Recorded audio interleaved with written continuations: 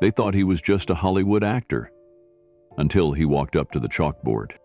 When Keanu Reeves is invited to speak at an elite university, he suspects it's not out of respect, but ridicule. What the smug professors don't know is that they've just challenged a quiet math genius. And what happens next leaves the world speechless. Before we continue this incredible story, let us know where you're watching from. If you enjoy stories like this, subscribe to the channel, because tomorrow we have another inspiring story you won't want to miss. The envelope stood out on his kitchen counter like something misplaced from another era. No branding, no courier label, no assistant's signature. Just his name, written in firm black ink on heavy ivory paper. Keanu Reeves turned it over in his hands, his coffee slowly going cold beside him. It had been hand-delivered, according to the doorman. No one knew by whom. The return address was embossed discreetly on the back, Eastbridge University, Department of Mathematics. He raised an eyebrow. Eastbridge. He hadn't thought about that place in years. Keanu slid a thumb beneath the seal and unfolded the letter. The first line was formal, polite, even flattering in tone. It welcomed him to speak at Eastbridge upcoming Education and Creativity Summit. The focus, it said, was how unconventional thinkers shaped learning in the modern world. But there it was, halfway through the letter, the line that stopped him. It will be refreshing to hear from someone who has succeeded outside the academic system, even if not because of it. He read it again, slower this time. The paper crinkled slightly between his fingers. Keanu had been invited to dozens of panels before. He'd spoken at charity events, technology expos, youth mentorship programs. But this invitation wasn't like those. This one carried a subtext, a pointed barb under all the polished words. He closed the letter and stared at the morning light cutting across the hardwood floor, even if not because of it. That line had a tone, one he recognized from interviews over the years. From the subtle way some journalists would say, "You're so articulate," as if expecting otherwise. From how directors used to ask him to read a line again, slower, deeper, more like what they thought he should sound like. The letter wasn't curiosity. It was a test, and it had been sent by Dr. Howard Lindley. Keanu remembered the name. Lindley had written op-eds before, usually critiquing celebrity influence in public discourse, a respected mathematician with a reputation for being brilliant, exacting, and quietly dismissive of non-academic voices. Lindley didn't hand out invitations without intention. Keanu placed the letter down and walked to the window. The city outside moved as always. Cars, crosswalks, strangers rushing through their morning routines. But something inside him didn't move. Not yet, because beneath the subtle dig in that letter was something deeper. A challenge. And maybe, just maybe, an opportunity. Keanu didn't think of himself as a genius. He didn't need to. He had nothing to prove. But what caught him, what held him there by the window long after the letter was opened, was a feeling he hadn't had in years, the feeling of being underestimated. He tapped the edge of the envelope against his palm, quietly. Then he picked up his phone, opened his calendar, and cleared the following weekend. By mid-afternoon, Keanu was sitting in his home office, the letter now resting between his keyboard and an old leather-bound notebook. The room around him was quiet. No film crew, no production calls, no handlers pacing behind him. Just the hum of the city in the distance and the faint tick of a wall clock. He had been thinking, not about what to say at Eastbridge, but why he felt compelled to say anything at all. His publicist had already texted back, "An education summit? Are we passing on this, or do you want me to dig?" He hadn't answered yet, not because he didn't know what to say, but because, deep down, he did. There was a memory clawing its way back, one he hadn't visited in a long time. 7th grade.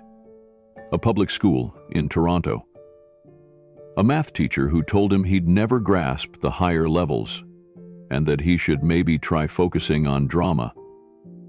At the time, it had sounded like a gentle nudge. Years later, he realized what it really was: a quiet door closing. He had always loved numbers, patterns, the elegance of logic. But once someone tells you you're not wired for it, you stop reaching. He turned to the notebook in front of him. It wasn't a script, it was older than that. A relic from the early years, before fame, before acting, a math journal he used to scribble in after school. The paper was yellowed, the ink faded, but the equations were still there. Messy, imperfect, but passionate. There was one page he remembered clearly. He'd tried to solve a problem about number spirals. He had gotten it wrong. But the notes in the margin? They were the real story. They were full of questions. What if the pattern continues diagonally? What if you map it onto a cube? What if it wraps around like a helix? He wasn't solving math, he was playing with it. No teacher had ever asked about that notebook. No one had thought to see what else he might understand if he was taught differently. And maybe that was the real reason Dr. Lindley's letter bothered him. Not just the implication that he didn't belong in academic spaces, but the quiet arrogance that still clung to so many of them. The belief that curiosity without credentials was somehow lesser, that if you didn't follow their path, your insights didn't count. Keanu closed the notebook and stood. He texted his publicist a simple message: "I'm going to Eastbridge. Just book it. Just book it."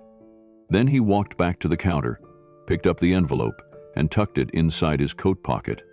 3 days later, Keanu stood at the gate of Eastbridge University. The campus was as he remembered it. Stone buildings lined with ivy, pristine sidewalks swept clean of autumn leaves.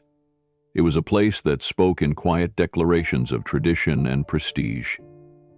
Students moved between buildings in tailored coats and bright scarves, their conversations clipped and confident. Everything about the place whispered certainty. Keanu wasn't dressed like them.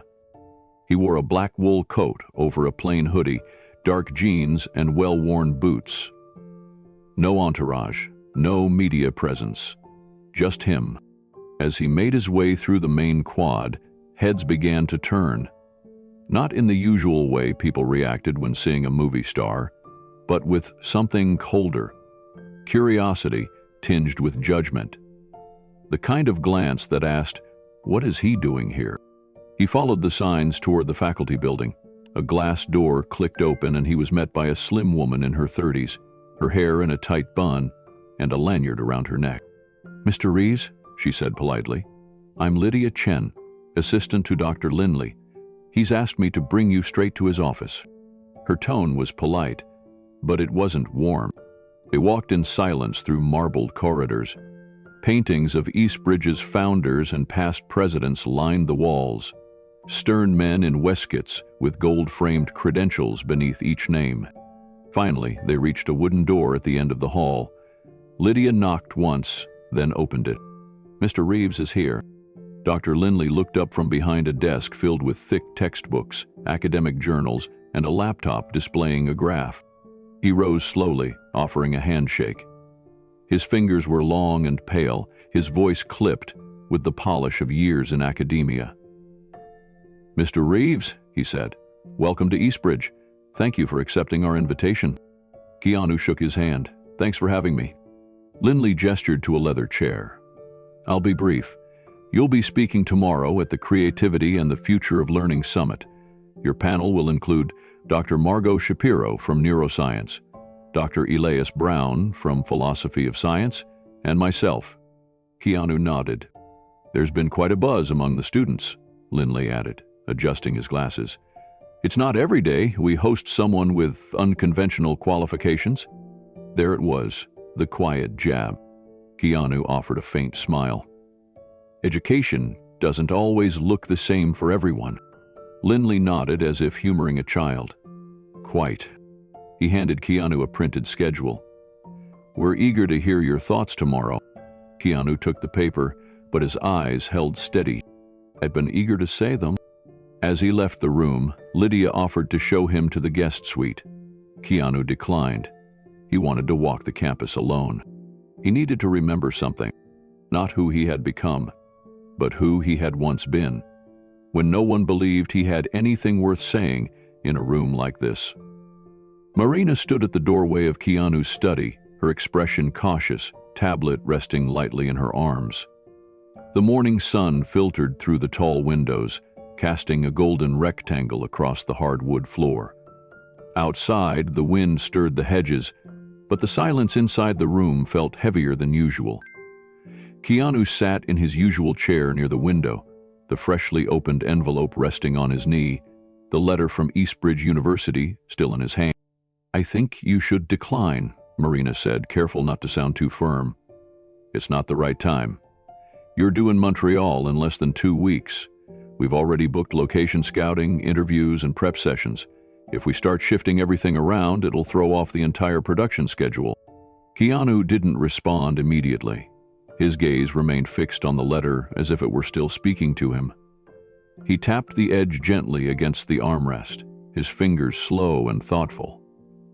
The phrasing of the invitation echoed in his mind, specifically that single sharp line, "even if not because of it." Marina stepped further into the room. "I know what that line meant. They're not being subtle. It's not an invitation, it's a challenge." He stopped a few feet away from him. "Look, I've read some of Dr. Lindley's work. He's brilliant, yes, but he's also proud. He's made a career out of defending the sanctity of the academic world. And you? Well, you're you. You don't come from that world. That bothers him." Keanu finally looked up at her, his face calm but shadowed. "It's not about him." "Then what's it about?" she asked. "Because if it's about proving something, you don't have to. You've got nothing to prove." A quiet moment passed between them. Keanu leaned forward and folded the letter once, twice, slipping it back into its envelope with care. His fingers lingered on the seal, now cracked. "When I was 15, he said slowly, "my mom was working nights. I was alone a lot. Couldn't sleep, couldn't focus on anything in school. But I had this old math notebook. I'd sit under a lamp and copy equations out of this tattered textbook someone left in the hallway. It made sense when nothing else did. Numbers didn't judge. They didn't leave." Marina softened. "I'd fill those pages until the sun came up," Keanu continued. "Sometimes I didn't even care if I got the answer right. I just needed something I could rely on. Something true." He let that sit in the air, then stood up slowly, walking to the nearby shelf and picking up an old beat-up spiral notebook. Its cover was frayed, the edges curled. He ran his hand over it like it was something sacred. "Maybe I'm not the expert they expect," he said quietly. "But I haven't forgotten what it felt like to need a place where you're allowed to think differently." Marina didn't say another word. Later that afternoon, Marina sat at her desk, digging deeper into Eastbridge University's faculty pages. She moved from one link to another, scanning publications, past conference notes, and archived interviews. It didn't take long to find the clip. Dr. Howard Lindley sat in a high-backed leather chair, framed by shelves of pristine textbooks. The interview was from 2 years ago, part of a symposium on academic integrity in the digital age. His voice was clear, deliberate, and coldly amused. "I find this modern obsession with celebrity intellectualism troubling," he'd said. "Actors should perform, not pretend to understand partial differential equations. There's a reason we train for years. Mastery isn't earned on red carpets." Marina clicked pause and leaned back in her chair. So that's what this was. A public game, an ambush disguised as civility. She turned toward Keanu's room just as he walked in, holding 2 mugs of tea. "I did a little research," she said as she took the cup he handed her. "You might want to see this." She played the clip. Keanu stood beside her, sipping quietly as Dr. Lindley's words filled the space between them. His brow didn't furrow, he didn't flinch. When the video ended, he simply nodded and looked out the window. "You sure you still want to go?" Marina asked. "Yes," Keanu replied, almost before she finished asking. Marina set the mug down. "Just so I understand, is this about defending your reputation? Because you don't need to. You've never claimed to be anything but a student of life." He gave a small smile. "It's not about reputation. It's about responsibility." Marina tilted her head. "To who?" Keanu walked over to a side table where the old notebook still rested. He picked it up again, flipping gently through the pages, some written in pencil so faint it was barely legible now. Formulas scrawled beside doodles, mistakes crossed out without shame. "To the kid I used to be," he said. "To the ones out there right now who think they're not smart because they don't learn the way school tells them to. If I can walk into that room and remind just one of them that brilliance isn't about titles or degrees, then it's worth it." Marina was quiet for a long moment. Then she exhaled, slow and long. "Well," she said finally, reaching for her tablet, "I'll start moving the Montreal schedule. I'll talk to the studio and work in a few interviews remotely. But you owe me dinner after this." Keanu grinned. "Deal." She smiled back, but her tone turned serious again. "You know they're going to try to trip you up." "I know," he said. "And you're still walking into it?" "I'm not walking into a trap," he said softly. "I'm walking into a classroom." That evening, Keanu sat alone in his study. The city buzzed faintly beneath his windows, but inside it was still. He'd placed the math notebook in the center of his desk. The pages were open, tilted toward a moment long past, a memory of silence, of numbers scratched out by a kid with no one to talk to but theorems and proofs. He gently smoothed the page. He could still recall where he was sitting when he first wrote that equation, cross-legged on the carpet of a cheap apartment, lit only by a yellow lamp that flickered every few minutes. Back then, he didn't even know what some of the terms meant. He just knew the shapes were beautiful, that math had rules, patterns, answers. And unlike people, it didn't lie. He reached for a pen and jotted down a few lines, then a few more. Muscle memory took over. He solved one problem he remembered never quite finishing. He felt something settle in his chest when he wrote the last digit. No audience, no applause, just him and the page. Just like it used to be. The next morning, he woke early. Marina had already arranged the flights and sent wardrobe suggestions for the university summit. She'd added a smiley face emoji next to the note. "Dress like a genius who forgot he's famous." He chuckled quietly and replied, "Copy that." By noon, the details were finalized. A modest hotel near campus, a black sedan from the airport, no press, no entourage, just Keanu, a slim briefcase, and that math notebook, now protected inside a hard leather folder. As he zipped it shut, he paused, thumb resting on the brass clasp.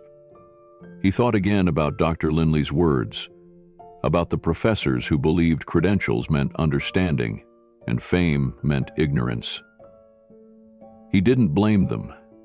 That system had trained them to think that way. But maybe that was the problem. The world needed more than rigid structures. It needed curiosity and empathy and the humility to recognize brilliance wherever it showed up, in a lab, on a stage, or in the quiet of a boy's room, who found more truth in numbers than in conversations. He stood, folder in hand, and walked to the door. Marina was waiting by the car. "Still sure?" He nodded. "More than ever." She handed him a thermos. "Tea, you'll need it." Keanu smiled. "Thanks." As they pulled away, Marina glanced at him. "So, what are you going to say to them?" He looked out the window, watching the city blur by.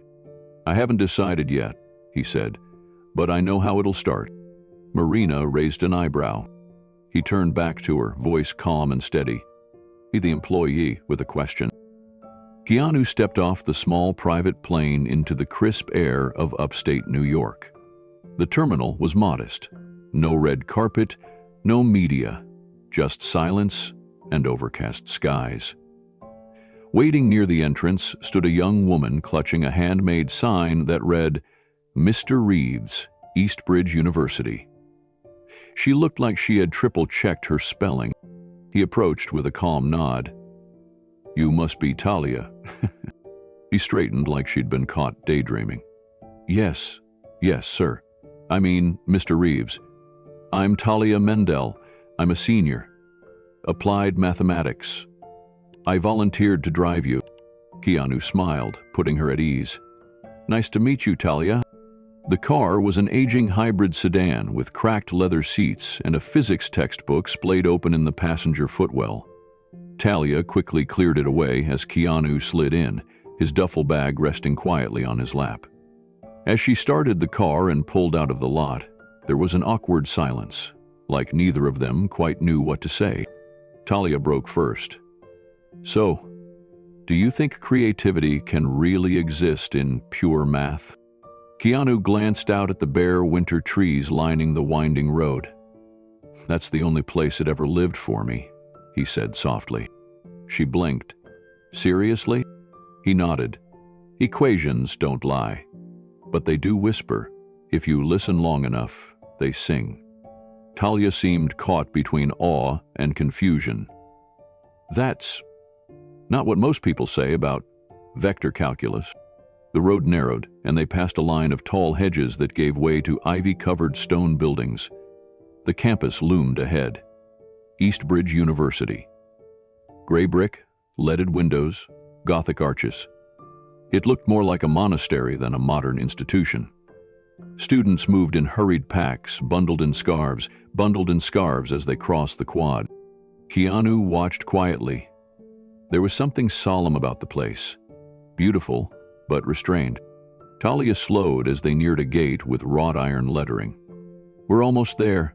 I'm supposed to bring you straight to the faculty club." "All right," he said, then glanced at her. "You hesitated back there. When you asked about creativity." She bit her lip. "It's just, Dr. Lindley. He doesn't really believe in what he calls outsider insight, especially not from, actors." She blushed. "I didn't mean it like that. Just, he's not exactly a fan of people who didn't come through the academic system." Keanu nodded. "That's usually when things get interesting." Talia glanced at him again, studying his face like it held some answer she'd never found in a textbook. She turned the wheel toward the faculty hall as her voice dropped to a whisper. "I think he invited you to prove a point." Keanu leaned back, eyes calm, voice low. "Maybe, but I didn't come here to prove anything. I came here to listen." The car eased through the main archway of Eastbridge University. Talia turned onto a cobbled path that curved along the central green. On either side, Gothic spires pierced the dull sky, and faculty buildings stood like monuments to tradition. Everything about the campus felt deliberate, measured, like a place that didn't welcome improvisation. Keanu gazed out the window, silent. He noticed the way students moved. Quick steps, brows furrowed. No one was lingering. No one laughed. It wasn't sadness, it was pressure. A kind of invisible weight hanging from every doorframe. Talia glanced over. "You're quiet." He gave her a half smile. "Just observing. This place is symmetrical." She laughed nervously. "That's one way to put it." They passed a stone statue of a bearded man in a scholar's robe, holding an open book. Below it, the inscription read, "Truth through rigor." Keanu tilted his head. "That motto's doing a lot of heavy lifting." Talia sighed. "Dr. Lindley quotes it in every lecture. He says truth without rigor is sentiment, and sentiment has no place in science." Keanu looked thoughtful. "Interesting. I always thought math was purest when it had heart." "You might want to keep that one to yourself," she said gently. "Around here, that kind of talk doesn't land well." They pulled up to the faculty club. a stately brick building with arched windows and columns wrapped in dormant ivy. Talia turned off the engine, but didn't move. "There's something you should know," she said, her voice low. "This event, this summit, it wasn't really designed with you in mind. It's not just about education reform. It's a debate, and they've stacked the panel." Keanu turned to face her. "Stacked?" She nodded. "Dr. Lindley, Dr. Rhodes, Dr. Ewan, three of the most, let's just say they've written papers on why the public should stop romanticizing unschooled innovation." He raised an eyebrow. "They think the public listens too much to people like you, people who were successful but didn't get there through the university system." Keanu said nothing for a moment. Then he asked, "Why did you sign up to be my driver?" Talia hesitated. "Because when I was 13, I saw an interview you gave. You talked about how learning doesn't always happen in classrooms, that curiosity can be louder than structure. I never forgot that." He studied her. "And has that helped you here?" "Some days more than others," she said with a faint smile. Keanu opened the door. Before he stepped out, he paused. "If you ever feel like curiosity's gone quiet, let me know. I'll remind it to speak up." Talia nodded, stunned. He closed the door behind him and walked toward the building. His black coat swayed slightly with each step. The doors ahead were heavy oak, marked with a brass plaque, "Faculty Club, Members Only." He reached out and pushed. The doors opened into a vaulted foyer lined with polished wood and antique portraits. A soft hush filled the space, broken only by the distant hum of conversation. Keanu stepped inside. At first glance, it could have passed for a private club in London. Leather chairs, bookshelves, a grandfather clock that ticked without apology. A man in a navy blazer looked up from the reception desk. His eyes widened slightly. "Mr. Reeves?" Keanu nodded. "Welcome to Eastbridge. Dr. Lindley is expecting you upstairs in the south reading room. May I take your coat?" Keanu handed it over without a word. The man gestured to a spiral staircase tucked behind a mahogany arch. "Straight up, second landing, glass doors." As he ascended, Keanu ran a hand along the curved banister. Each step creaked with age, history etched into the grain. At the top, glass-paned double doors revealed a long room with high ceilings and a sweeping view of the Eastbridge Quad. Inside, three men stood in quiet conversation beside a fireplace. One of them turned. Silver hair, crisp gray suit, piercing gaze. "Mr. Reeves," the man said, "thank you for joining us. I'm Dr. Howard Lindley." Keanu offered a quiet nod. "You remember Dr. Rhodes, theoretical physics, and Dr. Yuan, applied mathematics." They each offered thin, professional smiles. There was civility in their tone, but no warmth. "I appreciate the invitation," Keanu said, scanning the room. It was full of heavy tomes and empty chairs. Dr. Lindley stepped closer. "We were just discussing tomorrow's summit. It's rare to have someone from your background involved in academic programming." Keanu raised an eyebrow. "From my background?" "Yes," Lindley said smoothly. "Someone who forged his own path outside traditional institutions?" Keanu let the pause hang in the air. "You mean someone without credentials?" Dr. Rhodes chuckled faintly. "We're simply intrigued by the inclusion of alternative voices." Dr. Yuan added, "The panel's topic is creativity in education. I suppose the organizers thought a more experiential perspective might balance the discourse." Keanu gave a slow nod. "I see." Dr. Lindley folded his hands. "Of course, we'll be focusing on rigor, curriculum integrity, and measurable learning outcomes, not film anecdotes." Keanu smiled. It was a quiet, unreadable thing. "Sounds like a productive discussion." Dr. Rhodes glanced at a clock. "Dinner begins at 6. There's a schedule in your suite." Keanu nodded again. "See you then." As he turned to leave, Dr. Lindley added, "And Mr. Reeves, one word of advice. These students admire you, but they also admire scholarship. Don't mistake applause for understanding." Keanu didn't respond. He stepped out into the hall, letting the door ease shut behind him. Downstairs, Talia was still waiting by the front desk, fidgeting with her lanyard. She looked up, her eyes searching his face for clues. He gave her a small nod. No words, just the silent promise. This was going to get interesting. The Eastbridge Faculty Club was a stately, centuries-old building draped in ivy and tradition. Inside, the air was thick with candlelight and quiet superiority. Mahogany panels lined the walls, and portraits of former deans stared down with permanent disapproval, as if silently judging every guest who dared to enter. Keanu stepped inside, wearing a charcoal gray suit, no tie, his hands calmly folded in front of him. He wasn't here to impress anyone.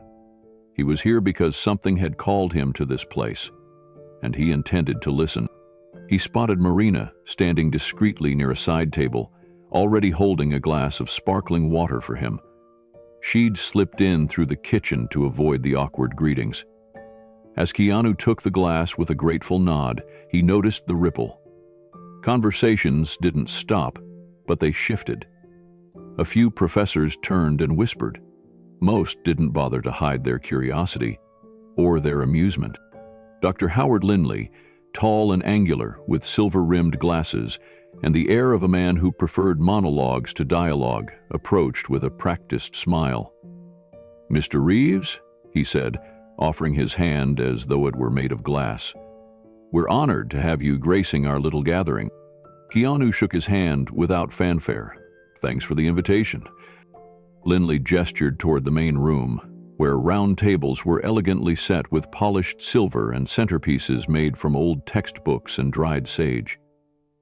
"We've seated you with our more interdisciplinary minds, economists, historians, the lone psychologist." "Sounds great," Keanu replied, his tone smooth but unreadable. The introductions came quickly.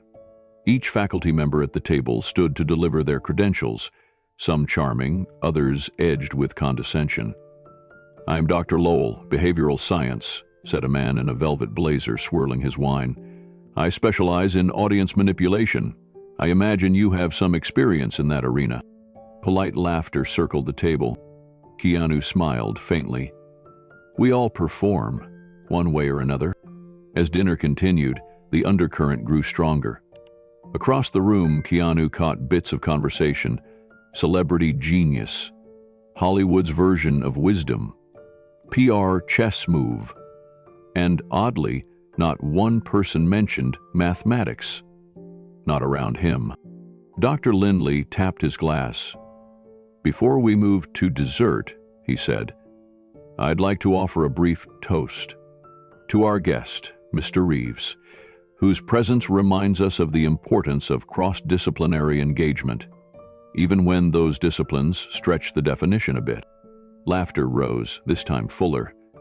Keanu raised his glass with a calm expression. Lindley went on, "To all voices at the table, though some are louder than others." More chuckles followed. Keanu looked around. He wasn't upset, but something shifted inside him, like a tide pulling back from shore. Marina leaned in.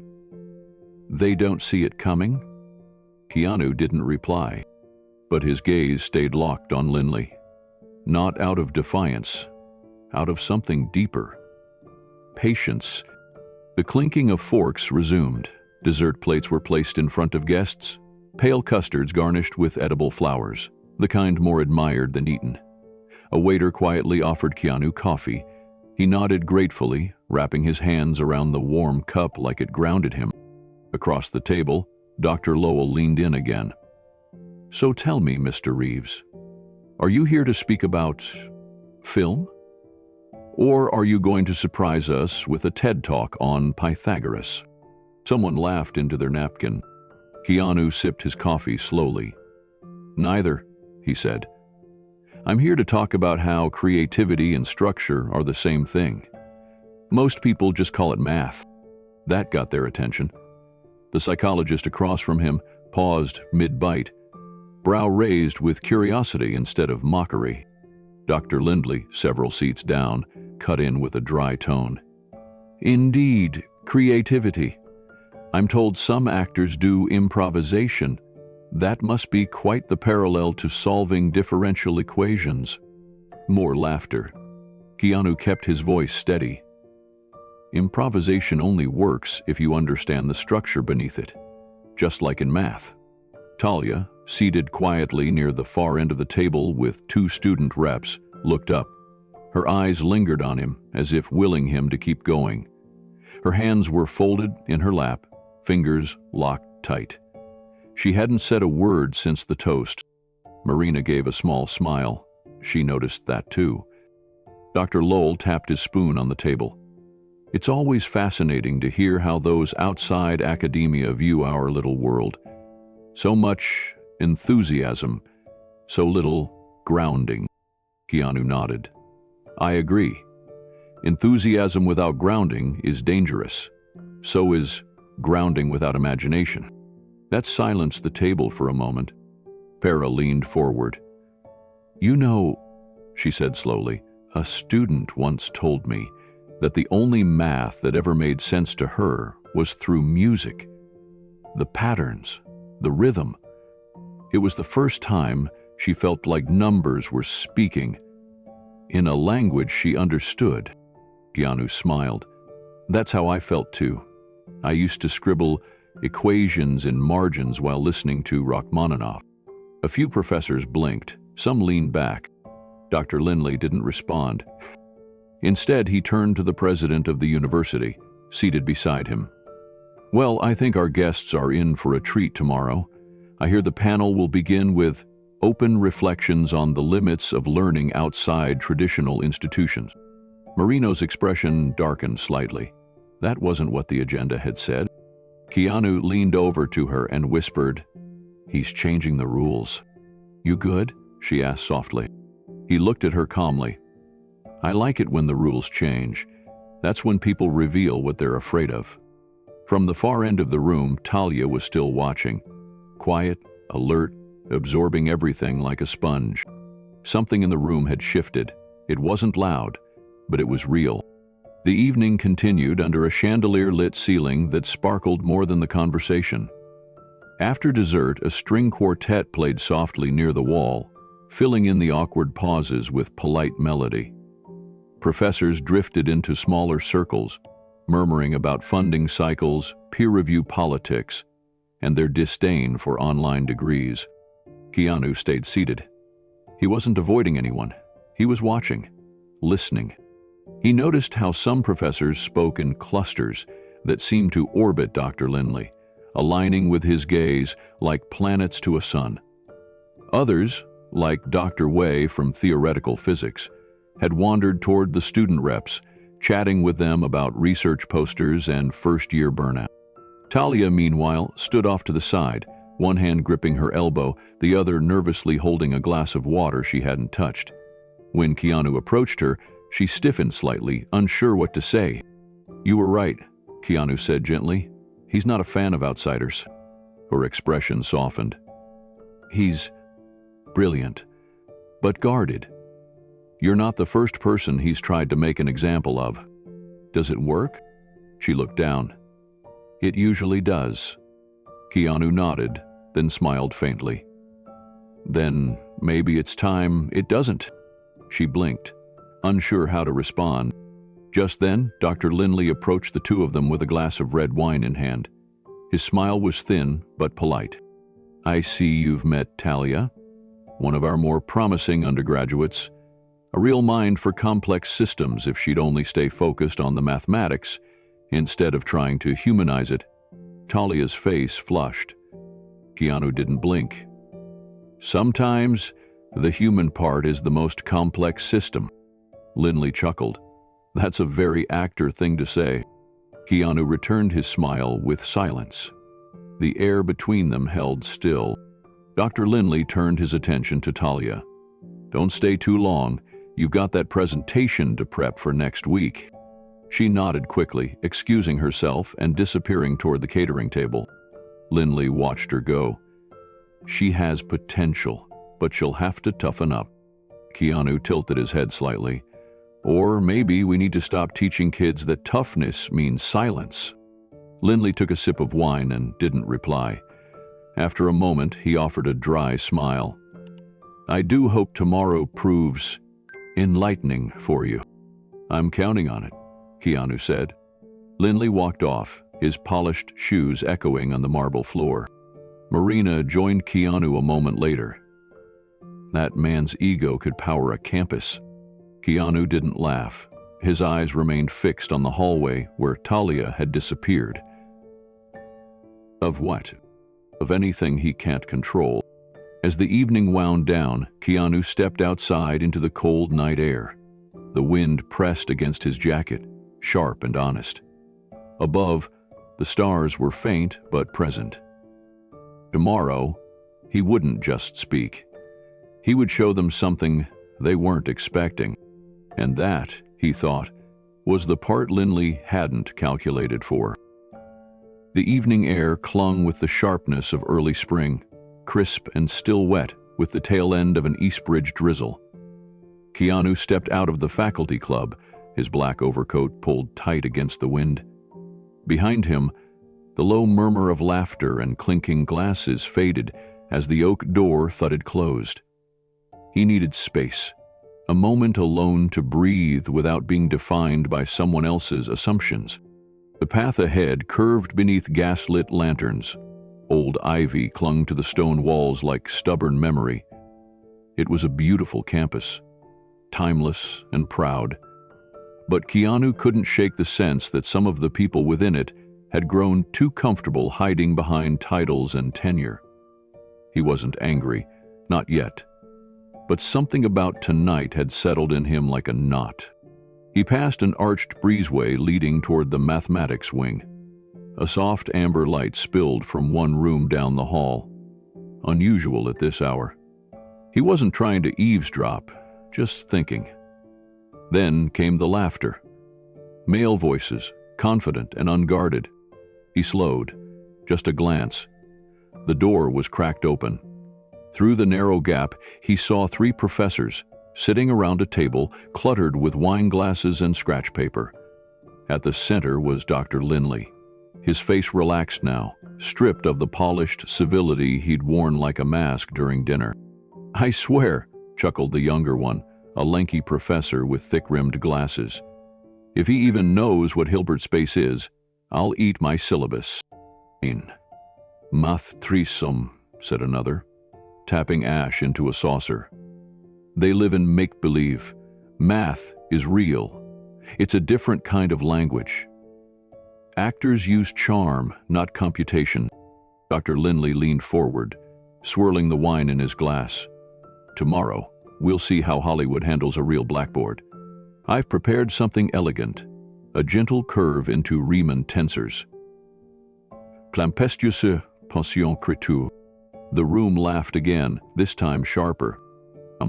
He'll want it to play smart," Lindley added, his voice low and deliberate.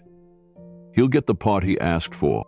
Keanu stood still in the hall, his breath held. Not out of shock, not fear, but something quieter. Resolved. The kind of silence that comes just before a wave meets rock. He turned, stepping softly back down the corridor, his boots barely tapping against the flagstone. Not a sound to betray he'd heard every word. Let them come, he thought. But they had no idea what he carried. Keanu didn't return to the faculty club. Instead, he walked the long route back to the guest quarters Eastbridge had prepared for him. The air was colder now, the fog off the nearby river thickening into a low mist that softened the stone paths and quieted the steps of the few students still roaming the grounds. Inside his room, he shrugged off the overcoat and sat down at the desk. A fire cracked softly in the small hearth behind him. He pulled open the drawer and took out the one thing he'd brought that no one knew about, an old leather-bound notebook. Its cover was worn from time and travel. He opened it slowly. Page after page of yellowing paper stared back at him, some filled with meticulous equations, others smudged with graphite where he'd scribbled thoughts too fast to capture cleanly. They dated back to when he was 17, living in a tiny apartment with his mother, writing out tensor proofs by hand in the silence of midnight. The isolation had been brutal then, but the numbers gave him a kind of structure, a purity. They didn't judge. They didn't mock. They didn't ask if he was just an actor or expect him to fail. They waited patiently for understanding. He flipped to a dog-eared page near the middle. At the top, Hilbert's space, functional interpretation. Keanu traced the familiar symbols with his fingertip. He remembered every step, every misstep, every hour spent wrestling the logic into form. These weren't performances. They were practice, discipline, long before fame, long before scripts. He sat quietly for a long time, eyes on the equations, as if they were old friends. This wasn't about revenge. It wasn't about proving anyone wrong. It was about defending something sacred. He reached for a pencil and, with a steady hand, began to write. He worked for nearly an hour, calm, precise, focused. No cameras, no audience. Just the problem and the process. Not for them, for himself. When the knock finally came at his door, a soft, hesitant tap, he had already finished 2 pages of notes and set them aside. "Come in," he said without looking up. It was Talia, the student volunteer. Her expression was apologetic. "Sorry to bother you. I just wanted to make sure you were okay. Dinner got weird." He smiled gently. "You noticed that too?" She stepped inside, holding a cup of tea. "I brought this. It's chamomile. Helps with..." She paused, not wanting to say stress. "Just thought you might like it." He took the cup gratefully. "Thanks." She hesitated. "I know it's not my place, but tomorrow, they're planning something. I overheard some things, too." Keanu nodded slowly. "So did I." Talia's face was serious. "They think you're just here to give a speech. Smile.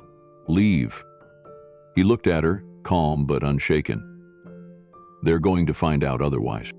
Talia's shoulders relaxed just slightly. "I believe you," she said softly. "But you should know, Dr. Lindley's not just any professor.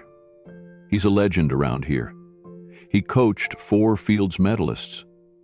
Most of the math department treats his word like scripture."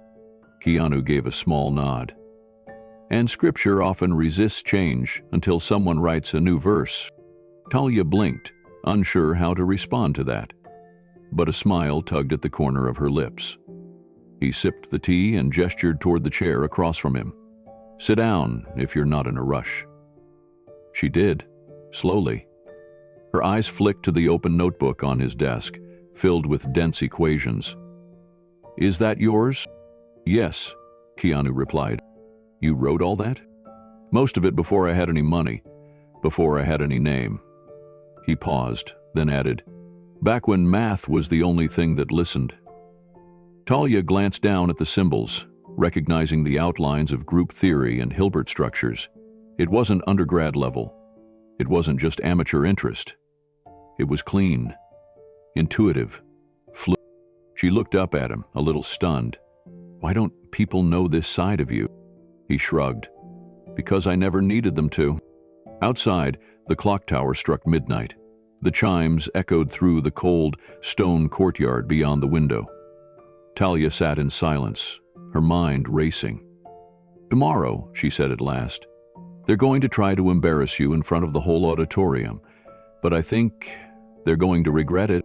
Keanu didn't answer right away. He leaned forward slightly, clasping his hands together. "I'm not walking in there to win anything."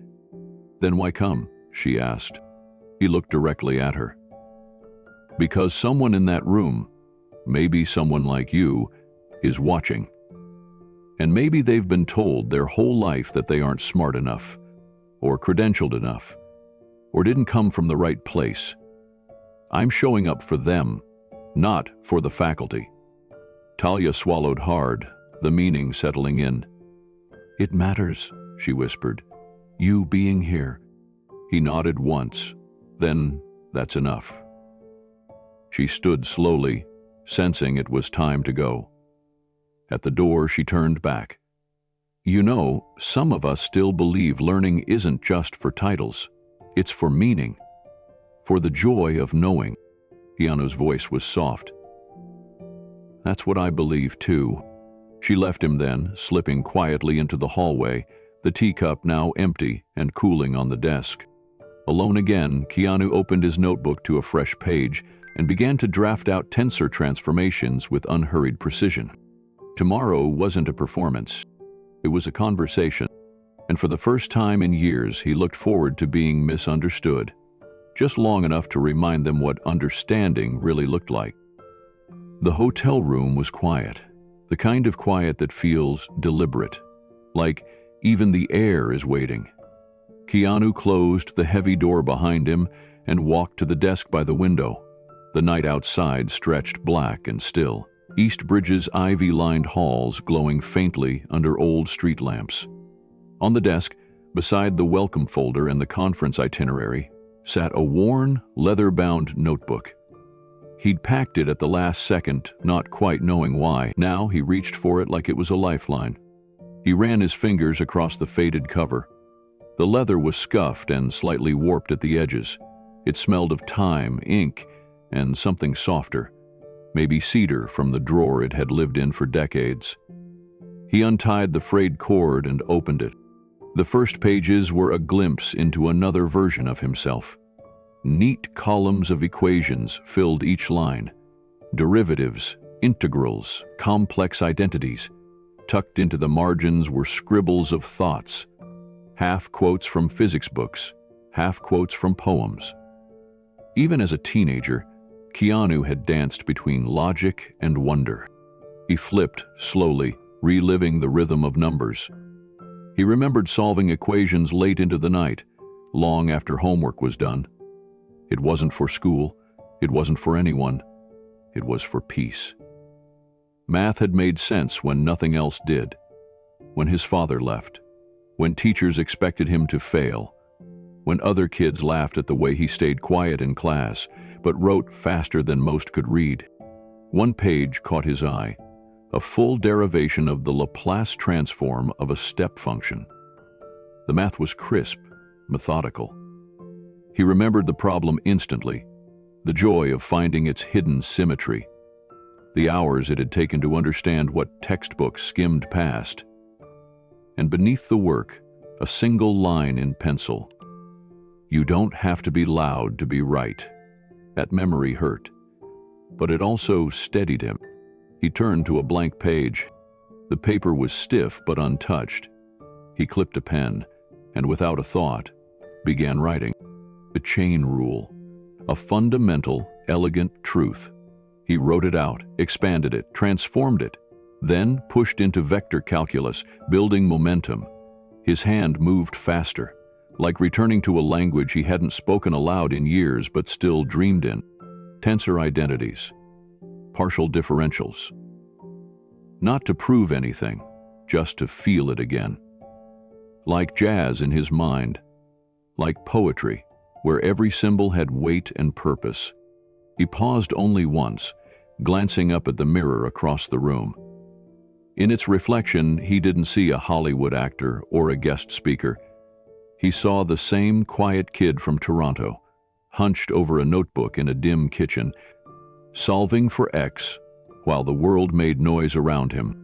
And for the first time in a long while, he didn't feel small under it. He felt ready. Keanu's pen didn't pause for long. His fingers resumed their path over the paper with steady precision. This wasn't cramming. It wasn't preparation. It was remembering. Reuniting with something that had always been there, waiting in silence. He moved from tensor calculus to eigenvectors, then to Fourier series. He let the rules guide him, but also felt when to bend with intuition. The numbers weren't static on the page. They moved. They breathed. They stretched into dimensions that no one else could see unless they'd stared into the same void of uncertainty and found structure waiting there. He flipped another page. A new problem, this one he remembered well, not because it was hard, but because of what happened after. He had solved it correctly in high school, faster than the rest of the class, but his math teacher hadn't believed him. Said, actors don't solve differential equations. Sent him to the principal's office for copying from a textbook he didn't even own. He'd never raised his voice, just closed the notebook and walked away. Now, decades later, he copied that same problem onto the page again. This time, he underlined the solution, then boxed it, then drew a quiet little smiley face in the corner. "Still here," he whispered. The desk lamp hummed gently. A breeze pushed against the hotel curtains. Keanu wiped his fingers along the edge of the notebook and let the moment settle. This wasn't about Eastbridge anymore, or Linley, or the professors who'd laugh behind menus. It was about alignment. About the version of himself he'd never needed to prove to anyone. The one who listened instead of... He turned another page. This time, he didn't dive into equations. He just wrote a sentence at the top. "You can be quiet and brilliant." Then beneath it, he began sketching a problem from memory.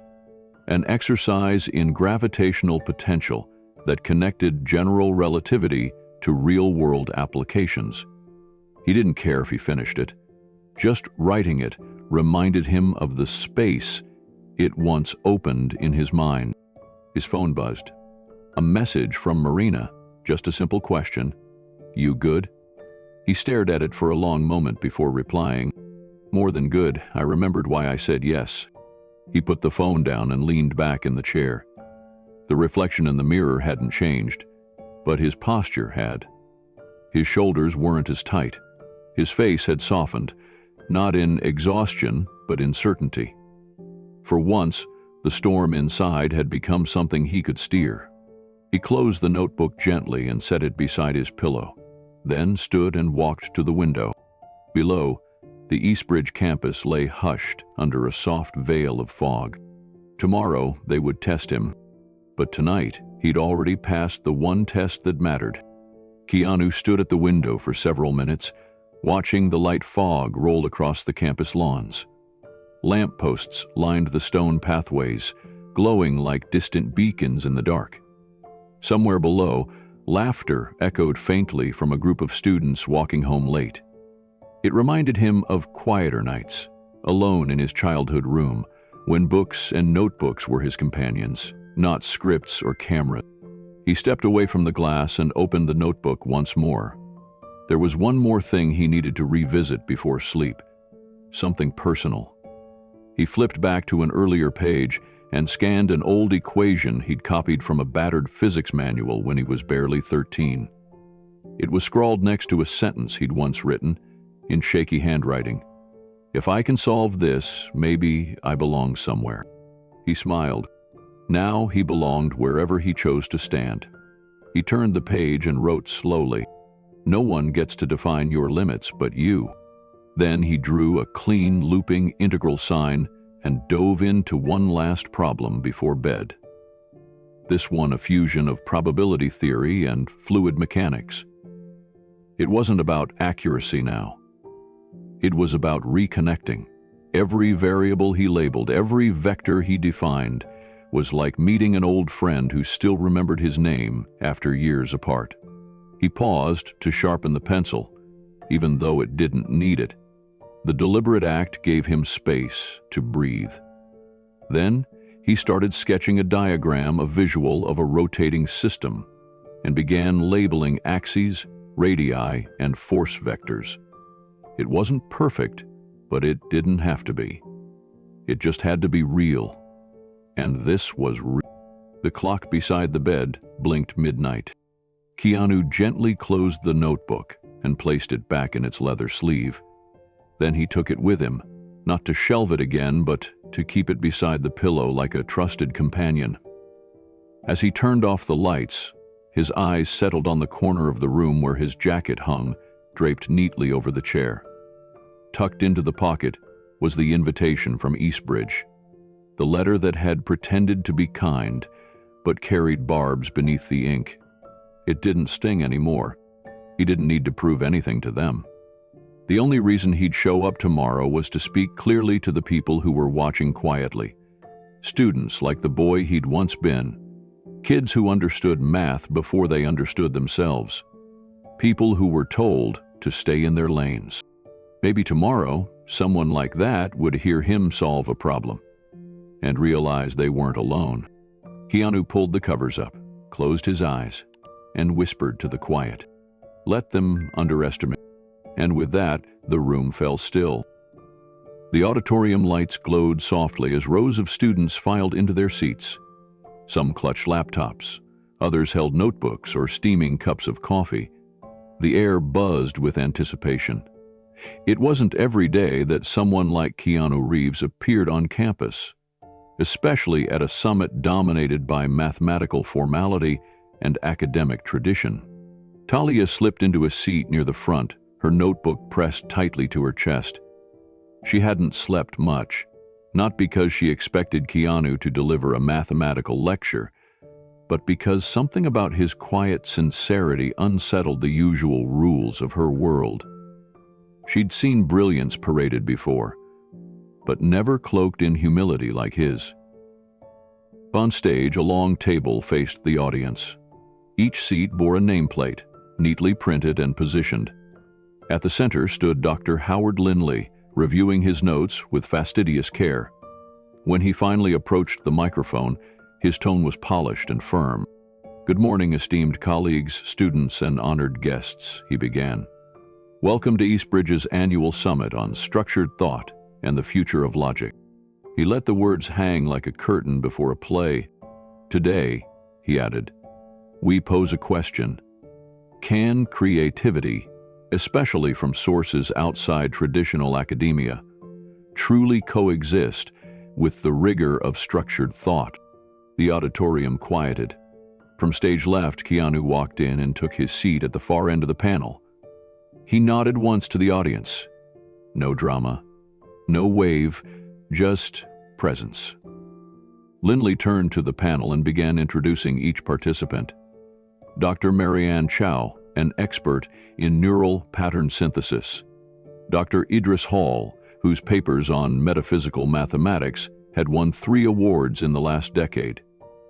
And finally, Lindley said with a genteel smile, we are joined by Mr. Keanu Reeves. Known primarily for his work in the arts, Mr. Reeves has graciously accepted our invitation to contribute insights on creativity and systems thinking. A few muffled chuckles floated from the back of the hall. Nothing loud, but enough. Keanu didn't flinch. He sat with his hands clasped, nodding politely. Dr. Chow gave him a warm glance. Dr. Hall offered a small, uncertain smile. Talia's pencil hovered above her notebook. She hadn't written anything yet. She was too focused on Keanu's stillness. That rare type of quiet that wasn't born from fear, but from watching, calculating. The moderator, a doctoral candidate named Eric, stepped up to his podium. We'll begin, Eric said, with a broad question for the panel. How does creativity enhance or hinder structured problem solving? Dr. Hall went first, explaining how abstract intuition often played a role in discovering mathematical elegance. Dr. Chow cited emerging neuroscience on how the brain lights up when switching between algorithmic logic and imaginative speculation. Then all eyes turned to Keanu. He didn't look at his notes, didn't lean into the mic. He simply said, when I was a kid, I solved math problems alone. Not because I had to, but because it was the only time the world made sense. The room stilled. Not because the words were grand, but because they were true. Keanu's voice didn't rise. It didn't need to. The calm weight of his words pulled every ear toward him. I didn't grow up thinking I was good at anything, he continued, but when I opened a math book, it didn't care who I was. It didn't ask for my background or tell me I didn't belong. It just welcomed me. Some students shifted forward in their seats. The auditorium was quiet enough to hear pages turning in Talia's notebook. Dr. Lindley leaned slightly toward his microphone. "Mr. Reeves, that's a moving anecdote, but—" He gave a faint chuckle. "Surely you'd agree that solving problems in private and contributing to formal theory are worlds apart." Keanu nodded. "Of course, but they don't have to be." That answer landed heavier than expected. Eric cleared his throat. "Let's pivot slightly. Dr. Hall, in your paper on symbolic causality, you argue that creativity without formal scaffolding can mislead. Would you say that applies to individuals without formal academic training?" Dr. Hall hesitated. "Well, it's true that untrained intuition often leads to incomplete models, but it can also lead to the right question, and in math, sometimes the right question is more valuable than the answer." A few heads nodded. Dr. Chow spoke next. "I'd add that creativity from outside the system doesn't need to mimic academic processes. It can enrich them. We forget that too easily." Dr. Lindley lifted an eyebrow. "But would you suggest that actors or musicians or athletes begin contributing to advanced mathematics simply by virtue of enthusiasm?" Keanu didn't smile. He simply looked at him and said, "No, I'd suggest we stop deciding who gets to try." A ripple moved through the auditorium, a sharp inhale from the third row. Talia scribbled something fast in her notebook, then stopped and looked up again. Lindley reclined slightly. "Interesting position," he said dryly. "I suppose we'll put that openness to the test later this morning." Keanu didn't respond, but there was something in the way he held his posture, like someone preparing to walk into the rain without flinching. Eric moved the discussion forward, asking about the intersection of logic and art. Dr. Chow shared examples from algorithmic music composition. Dr. Hall quoted Bertrand Russell. The conversation returned to safer ground, but the audience wasn't quite the same. They kept glancing back at Keanu, not for entertainment, but for something else. Talia couldn't explain it, not fully, but the look in his eyes wasn't one of a guest unsure of his place. It was a look she'd seen before, on math students before a big proof, on herself, standing before a blank board, ready to try. By the end of the first hour, the tone of the room had changed. A polite novelty had shifted into quiet tension, and something else lingered in the air. Not fear, anticipation. The moderator stood and signaled for a brief intermission. Students murmured as they stood, stretching, forming clusters to talk. Some whispered. Others pointed subtly toward Keanu, still seated at the end of the panel table, thumbing through a small black notebook with dog-eared pages. Talia stayed in her seat, her fingers traced the edge of her own notebook, eyes fixed on Keanu. She'd expected charm, maybe a few vague anecdotes, but there was weight in his restraint, like he was holding something back, not because he couldn't speak, but because he was waiting for the right moment. Up front, Lindley rose and walked over to the AV technician. A few students, lingering nearby, caught fragments of the exchange. "Yes, that slide," Lindley said. "Cue it after the next question." The technician hesitated. "Are you sure?" Lindley nodded. "Let's see what our guest does with it." As the break ended, students filed back into their seats, the chatter simmering to a low buzz. Dr. Lindley returned to the podium with a faint smile. "Let's shift focus now," he began, "to something more grounded, something real." The screen behind him came alive with a complex equation, dense with integrals, tensors, and variable transformations. It looked more like a physics whiteboard than a discussion prompt. "This," Lindley said, "is a standard expression used in quantum field theory. Specifically, it concerns vacuum expectation values in curved spacetime." There were audible murmurs, even among the graduate students. Only a handful recognized it. Linley turned toward Keanu. Since our guest has spoken about the beauty of math, perhaps he'd care to interpret this particular example. It wasn't a question.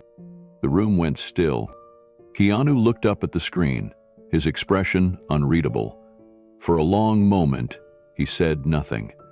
Then he rose from his chair and walked calmly to the whiteboard beside the projector screen.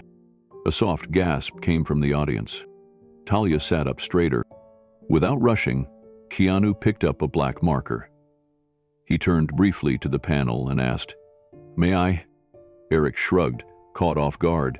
Dr. Chow nodded, curious. Dr. Linley gave a tight smile and said nothing. Keanu turned to the board and began to write. Not answers, but annotations. Labels for terms. Boundary assumptions. A brief note on wick, rotation. As he moved, the silence deepened. His pen paused once, then resumed. Each movement deliberate. Clean. He didn't solve the equation. He didn't need to. He framed it, contextualized it, named its heart. Then, after a final note, he stepped back and said, "This isn't about getting the right answer. It's about asking, what does this mean for the world we're trying to describe?" For several seconds, no one spoke. Then came a single clap, followed by another. And then, slowly, the room filled with applause, not thunderous, but thoughtful. The panel shifted. The audience leaned forward. And Dr. Linley, gripping the edge of his chair, finally blinked. The summit had truly begun. The hum of the auditorium seemed to grow louder as Dr. Linley leaned into his microphone, a calculated smile on his face. He tilted his head toward Keanu, his voice calm but laced with something colder underneath. "Mr. Reeves," he began, his tone honeyed with false courtesy. "Since you've spoken so eloquently about learning outside the walls of traditional education, perhaps you'd be willing to engage with us on a more practical level." A pause. A ripple of murmurs passed through the rows of students and faculty. "Would you care to walk us through a sample equation?" Keanu blinked once. The auditorium held its breath. Behind him, the giant projector screen came to life. White letters appeared on black background. An unfamiliar equation filled the frame. Partial differential equations, nonlinear terms, boundary conditions left purposefully vague. A whisper moved through the front row. This wasn't a question. It was a challenge. Talia's breath hitched. She clutched her notebook tighter. Keanu stood slowly. The chair made no sound against the polished wood. He didn't look at Linley. He didn't look at the screen. He simply walked to the whiteboard, calmly, his footsteps steady and unhurried. He picked up a marker, capped it, paused. Then, without fanfare, he began. He copied the equation in deliberate, clean strokes. His handwriting was precise, his lines balanced. Then, with the same unshaken rhythm, he wrote 3 words under it. Understand the nature. He turned slightly toward the audience, not speaking like a performer, but like a quiet teacher addressing curious minds. This equation describes a nonlinear diffusion process. It's chaotic in form but governed by constraints. Energy, time, boundaries. The room was silent. Even the students who didn't fully grasp the math could sense something was happening. Keanu looked back at the board. He circled the non-linear term. This is where most people panic. But it's just a conversation between the variables, he said gently. He split the board into sections, labeled each. Initial conditions, boundary conditions, solution method. Underneath, he wrote, separation of variables, then crossed it out. No, he said aloud, almost to himself. That won't get us there. He pivoted, wrote perturbation method under the previous line. His hand moved smoothly across the board as if he had practiced this motion 1,000 times. But he hadn't practiced this. He remembered it. Keanu paused again, then looked at the crowd. You don't solve something like this by force. You listen to it. See what it's trying to reveal. A rustle of movement in the faculty row. One professor leaned forward. Keanu turned back to the equation and continued. Keanu drew a quick sketch beside the symbols. A basic graph showing wave behavior dampened by non-linear resistance. It wasn't flashy, but it translated the equation into something alive, something human. This part here, he said, tapping gently on the diffusion term, models the smoothing out of heat or pressure over time. But in non-linear systems, that smoothing doesn't happen evenly. It can spike, stall, even reverse. Someone in the back whispered, "Yu's not just solving it, he's interpreting it." Talia's pencil was frozen mid-note. She wasn't writing anymore, just watching. Keanu moved back to the board, his hand steady. We're not trying to get an exact solution here. That's not the point.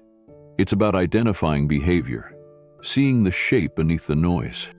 He rewrote the equation using dimensionless variables, simplifying where he could, setting assumptions gently, never carelessly.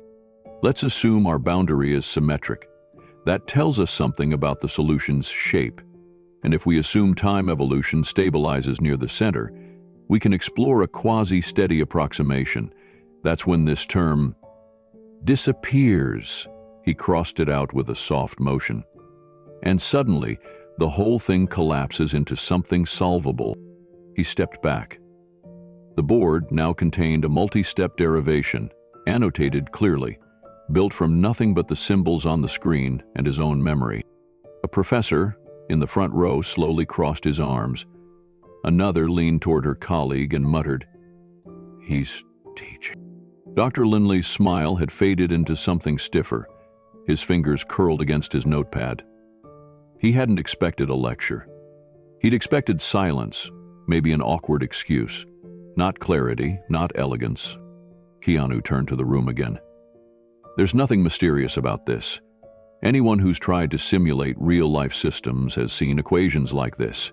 In rocket nozzles, in traffic modeling, in temperature regulation for spacecraft. The math is complex, but it's not exclusive. A student near the aisle raised a tentative hand, but Keanu gently motioned for her to wait. For more than he returned to the board and boxed the last line of his work. This gives us the behavior near the boundary, not a closed-form solution, but a stable approximation. He dropped the marker onto the ledge. Not thrown, not placed with performance, just finished. Then he looked at Linley for the first time since it all began. I hope that helps frame the question, Doctor. The auditorium was frozen. And then, slowly, applause began, scattered at first, from the back rows, from the sides, then from the students nearest the front, then from the professors. Not a roar, not a standing ovation, but an acknowledgement, a quiet wave of respect that rose and spread like a tide. And Linley didn't stop it. He didn't even move. As the applause faded, Keanu returned to his seat, adjusting his jacket with the same calm presence he'd carried to the board. Talia watched him like she'd just seen the laws of gravity rewritten, not the math, but the man. He didn't look smug, didn't gloat. He just sat down, folded his hands, and listened. The moderator, a professor from linguistics, tried to recover the flow of the discussion. Thank you, Mr. Reeves. That was unexpected. Perhaps we can pivot back to our main topic now. Interdisciplinary creativity in education. But the room hadn't moved on.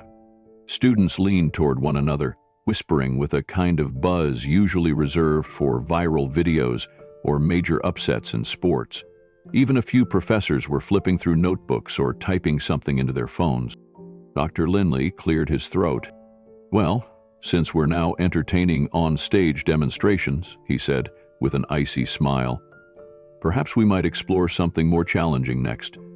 Something from differential topology, maybe. There was a sharp inhale from someone in the front row, but Keanu didn't flinch. He looked up at Lindley and said evenly, "Happy to, if we have time. But the summit's theme, if I remember, is creativity and the future of learning, not proving who remembers the most obscure equation under pressure." Lindley opened his mouth, closed it again. The other panelists sat in an uneasy quiet. One of them, Dr. Rosaline Mehta, a visiting scholar from Caltech, finally leaned forward. Her voice was quiet, but carried weight. "I'd actually like to hear Mr. Reeves's thoughts on that," she said. "How creativity and structure can work together. He just showed us." Heads nodded. Even some of Lindley's allies shifted uncomfortably. Keanu didn't gloat. He just looked down at his notes, then up at the students, and said simply, "Creativity isn't the opposite of rigor. It's the reason rigor matters." The words landed.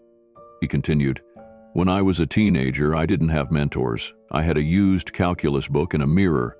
I didn't solve problems to show off. I solved them to stay sane. Math didn't ask who I was. It just waited for me to ask it questions."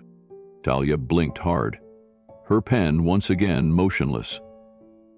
"You don't need a classroom to find truth," Keanu said. "But when a classroom opens the door instead of closing it, that's when learning becomes something more." Silence followed, deep and respectful. Then Dr. Mehta turned to Lindley. "I think the point has been made." Lindley's jaw flexed, but he said nothing, because he couldn't. The ambush had become a lesson, and everyone had just learned something. There was a noticeable shift in the room. The panelists looked uneasy. A quiet murmur swept through the audience as Keanu returned to his seat, having solved the first equation with the calm clarity of someone not trying to prove anything, only to reveal what he had quietly known all along. Dr. Lindley leaned toward the microphone again, but this time his voice lacked the earlier playfulness. There was tension in the way he pressed his glasses up his nose, like a poker player losing his cool.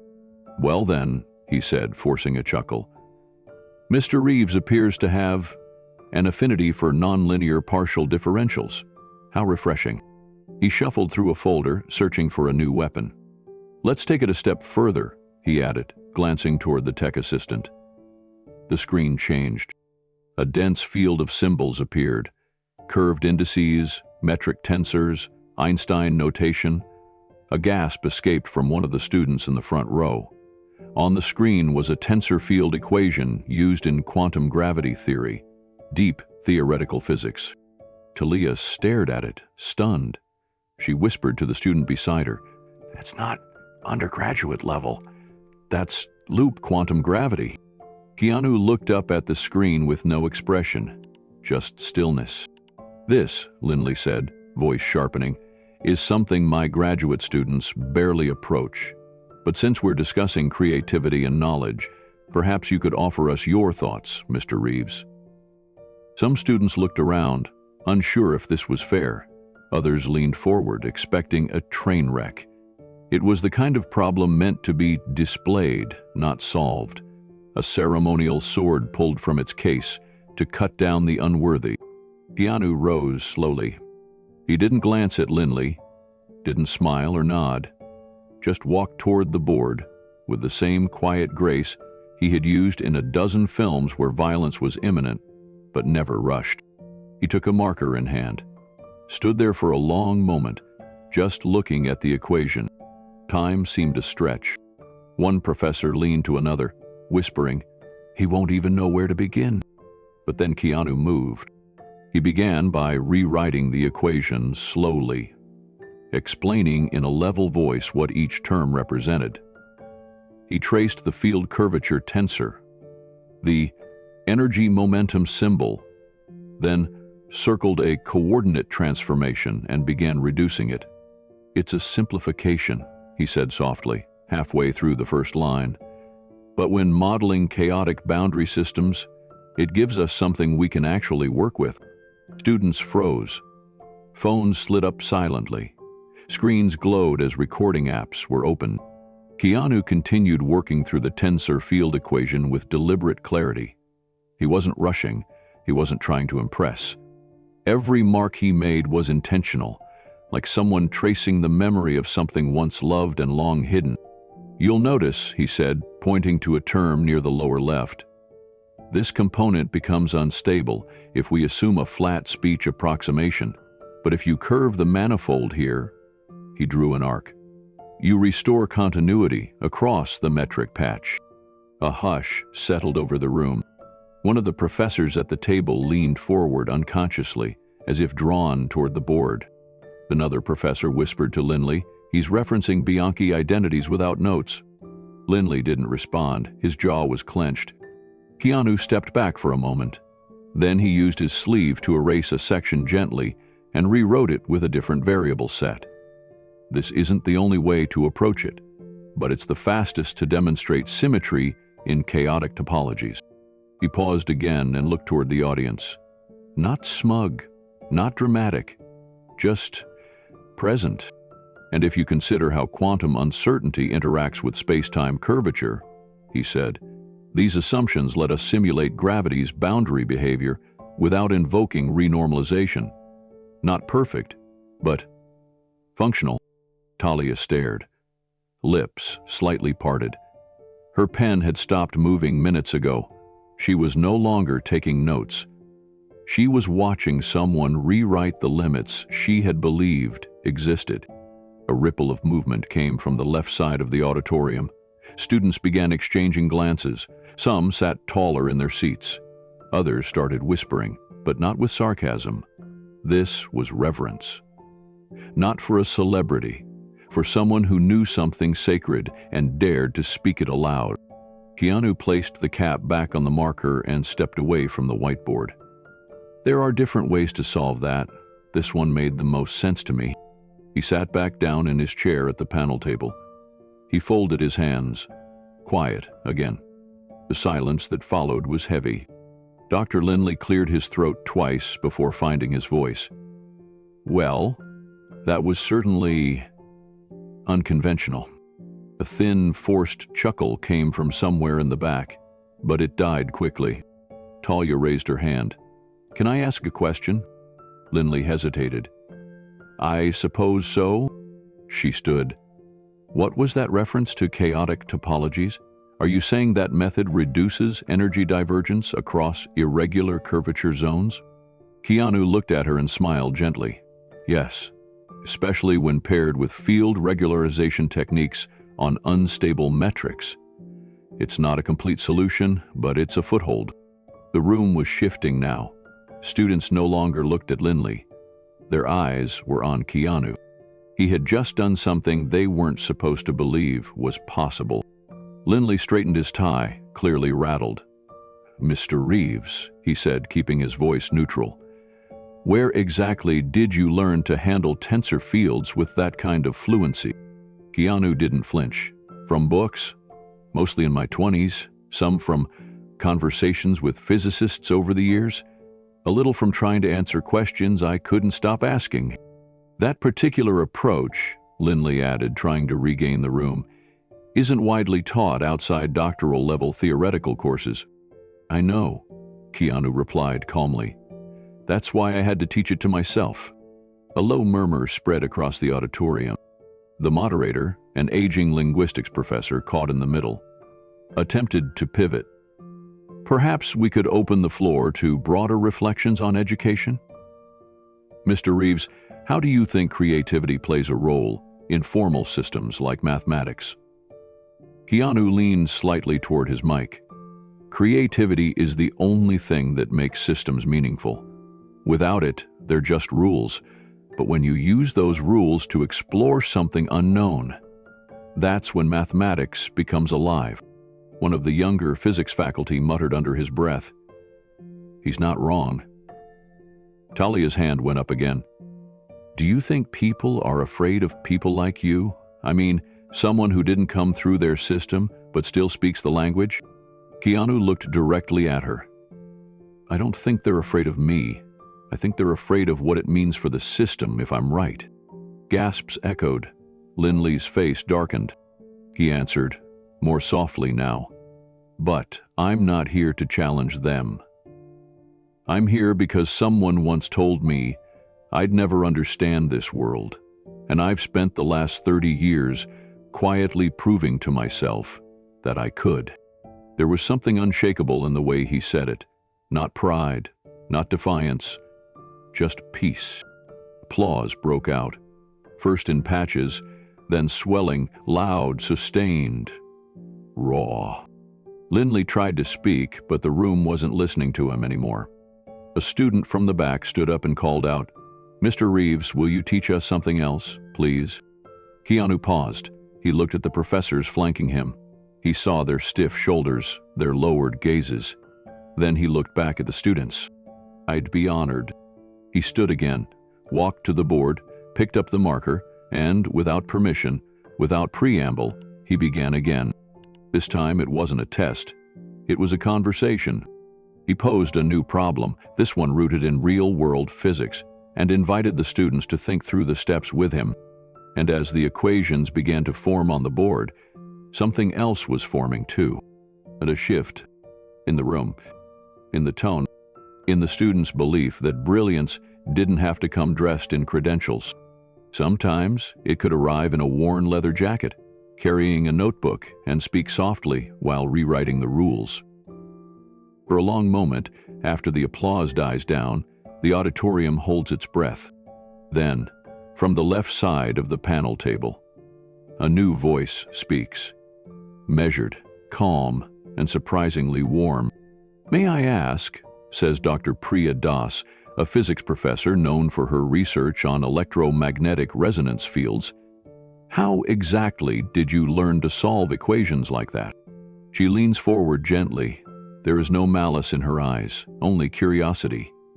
Keanu turns to her, caught off guard by the sincerity in her tone. "I mean," she adds with a kind smile, "you didn't just memorize that tensor reduction technique. You used a variation I haven't seen in years. That wasn't rote, that was fluency." Keanu's gaze lowers for a second. He exhales through his nose, almost like a chuckle, but not quite. "I had a garage," he begins, his voice quiet but steady. "It was my favorite place in the house. I painted one wall black and turned it into a chalkboard. Used leftover roofing slate, actually." A murmur of interest spreads through the crowd. "I wasn't trying to be a scientist," he says.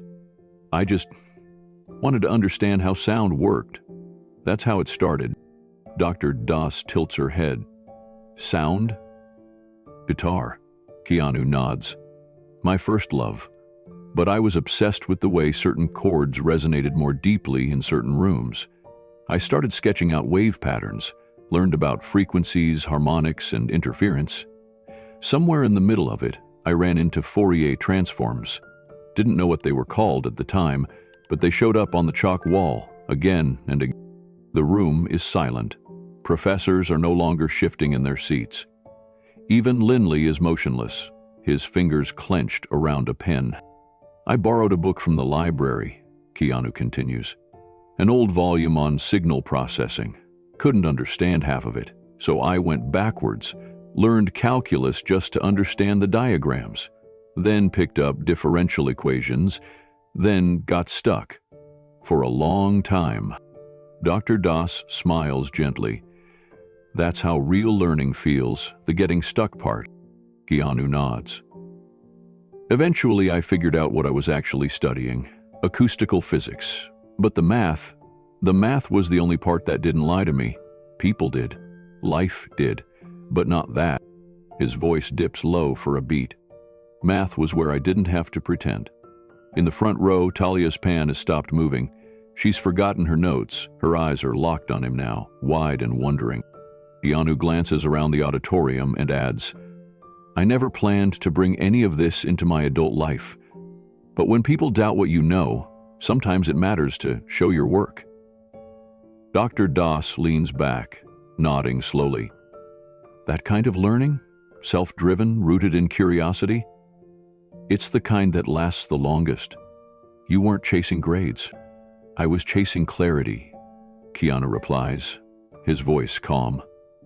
"The world around me didn't make a lot of sense, but the math on that wall, did. It was the first place where I could make order out of the noise. Across the panel table, one of the younger professors, Dr. Mencken from computational physics, raises a hand slightly. "Forgive me, but are you saying you learned tensor calculus on your own, with no formal instruction?" Keanu meets his eyes. "Not all at once, but yes, over years. I didn't even know the names of what I was learning until later. I just knew what problems I needed to solve and figured out the tools along the way." Dr. Mencken stares at him for a moment longer, then slowly lowers his hand. "I had an old shelf of used books," Keanu continues. "Some with pages missing. A few had scribbles from previous owners. Some were too advanced, some too basic, but between them, I pieced it together. I never cared about being right. I cared about being precise, about understanding." He pauses, as if choosing his next words carefully. "Sometimes people assume actors only know how to recite lines, but for me, acting and mathematics come from the same place: observation, precision, and silence." A ripple moves through the crowd. Dr. Das, clearly moved, adds gently, "You're not describing education, you're describing discovery." Keanu's eyes drift toward the back of the auditorium, to where students are leaning forward now, drawn in by something deeper than celebrity. "When I was younger," he says, "I used to sneak into community college classes, sat in the back, took notes. No one knew who I was. I just needed more tools." Linley, still seated at the far right of the panel, clears his throat. "That's all very moving. But self-guided learning isn't scalable. Most people need structure, tests, qualified teachers." Keanu doesn't flinch. "Structure can be useful, but the best teachers I ever had were problems I couldn't solve right away." That line lands heavy. A student near the front claps once without thinking, then quickly stops. But the ripple of quiet admiration, Keanu adds, "This isn't about proving anything. It's about remembering that understanding doesn't belong to any one institution. It belongs to anyone who refuses to give up when the math gets hard." And in that moment, even the doubters can feel it. This isn't an actor trying to impress scholars. This is a man returning to the language he never forgot. A quiet settled over the auditorium, not out of boredom, but reverence. Even the ones who had arrived to mock or test him were now watching with a different kind of stillness.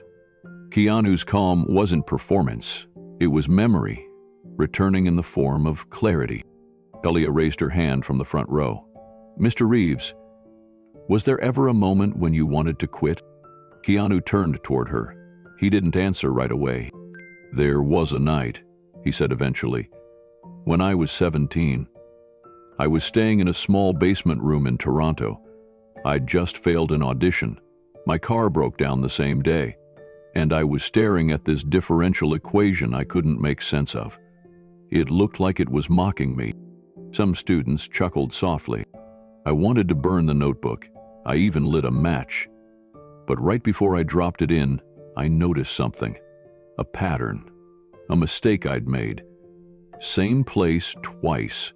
I corrected it. The answer came through. It wasn't perfect, but it was progress.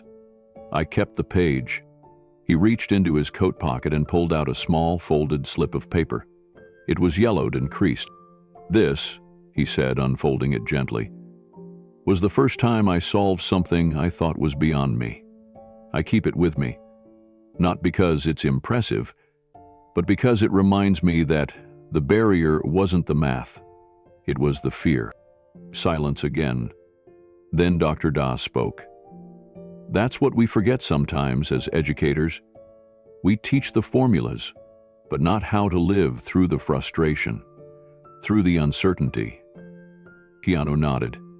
"That's the real test." At the panel table, Dr. Linley leaned forward again, but his voice had lost some of its sharpness. "You speak about self-guided study with a kind of reverence, but wouldn't you agree that most people lack the discipline for that path?" Keanu didn't blink. Some do. But maybe it's because we never give them a reason to believe they can. We confuse guidance with restriction. And the truth is, curiosity can grow in unexpected places. If we stop stepping on it. Talia, still watching, scribbled the line down word for word. From somewhere mid-row, a voice called out. This time, another student. So, you're saying learning doesn't belong to classrooms? Keanu shook his head gently. I'm saying learning belongs to people, and it follows wherever purpose leads it, whether that's a classroom, a workshop, a notebook, or even a blackboard in a garage. The audience stirred. For some, it was the first time they'd heard someone of influence speak not down to them, but straight across, level, earnest, unfiltered. Dr. Doss looked across the table and gave Keanu a small, respectful smile. You've given our students something we couldn't today, a reason to remember why they started. And as the lights above the panel dimmed slightly for the break, there was no applause, just a silence full of meaning. The kind of silence that lingers when something deeper has been said than anyone expected. Before the applause could fully die down, a student stood up in the back row. Her voice shook slightly. Mr. Reeves? I'm not a math major, but that made sense to me in a way no professor ever explained it before. Keanu smiled gently. That means more than you know. Another student stood up. Then another. Dozens now. Not to ask questions, just to show support. And not for a movie star. For someone who had, in just a few words, made the most abstract of concepts feel deeply human. Back at the panel table, Dr. Lindley sat rigid, hands clenched on the arms of his chair. The moment was slipping from his fingers and he knew it. He forced a tight smile and tapped his microphone. An eloquent interpretation, he said, his tone now laced with acid. But of course, interpretation and rigor are two very different things. Mr. Reeve, if you truly wish to illuminate the minds in this room, perhaps you'd care to discuss the Clay Institute's formal criteria for solution admissibility. Or perhaps you'd like to derive the functional space of weak solutions. Keanu turned toward him, still calm. Gee, I could, he replied. But that wouldn't change anything. He let the words settle. Then continued, because this wasn't about the solution, it was about the assumptions you made, that learning is linear, that understanding is owned, that someone like me, without a title or degree, couldn't possibly grasp the meaning behind these symbols. He stepped closer to the table, but his voice never rose. Do you really believe the only minds capable of deep thought are sitting behind this table? Lindley opened his mouth, but nothing came out. Talia, who had been silent the entire time, now raised her hand. Her voice was clear and unwavering.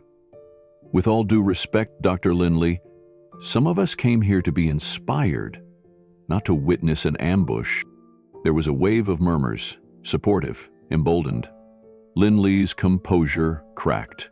He looked toward the moderator for intervention, but none came. Even the moderator seemed spellbound by the unexpected momentum in the room.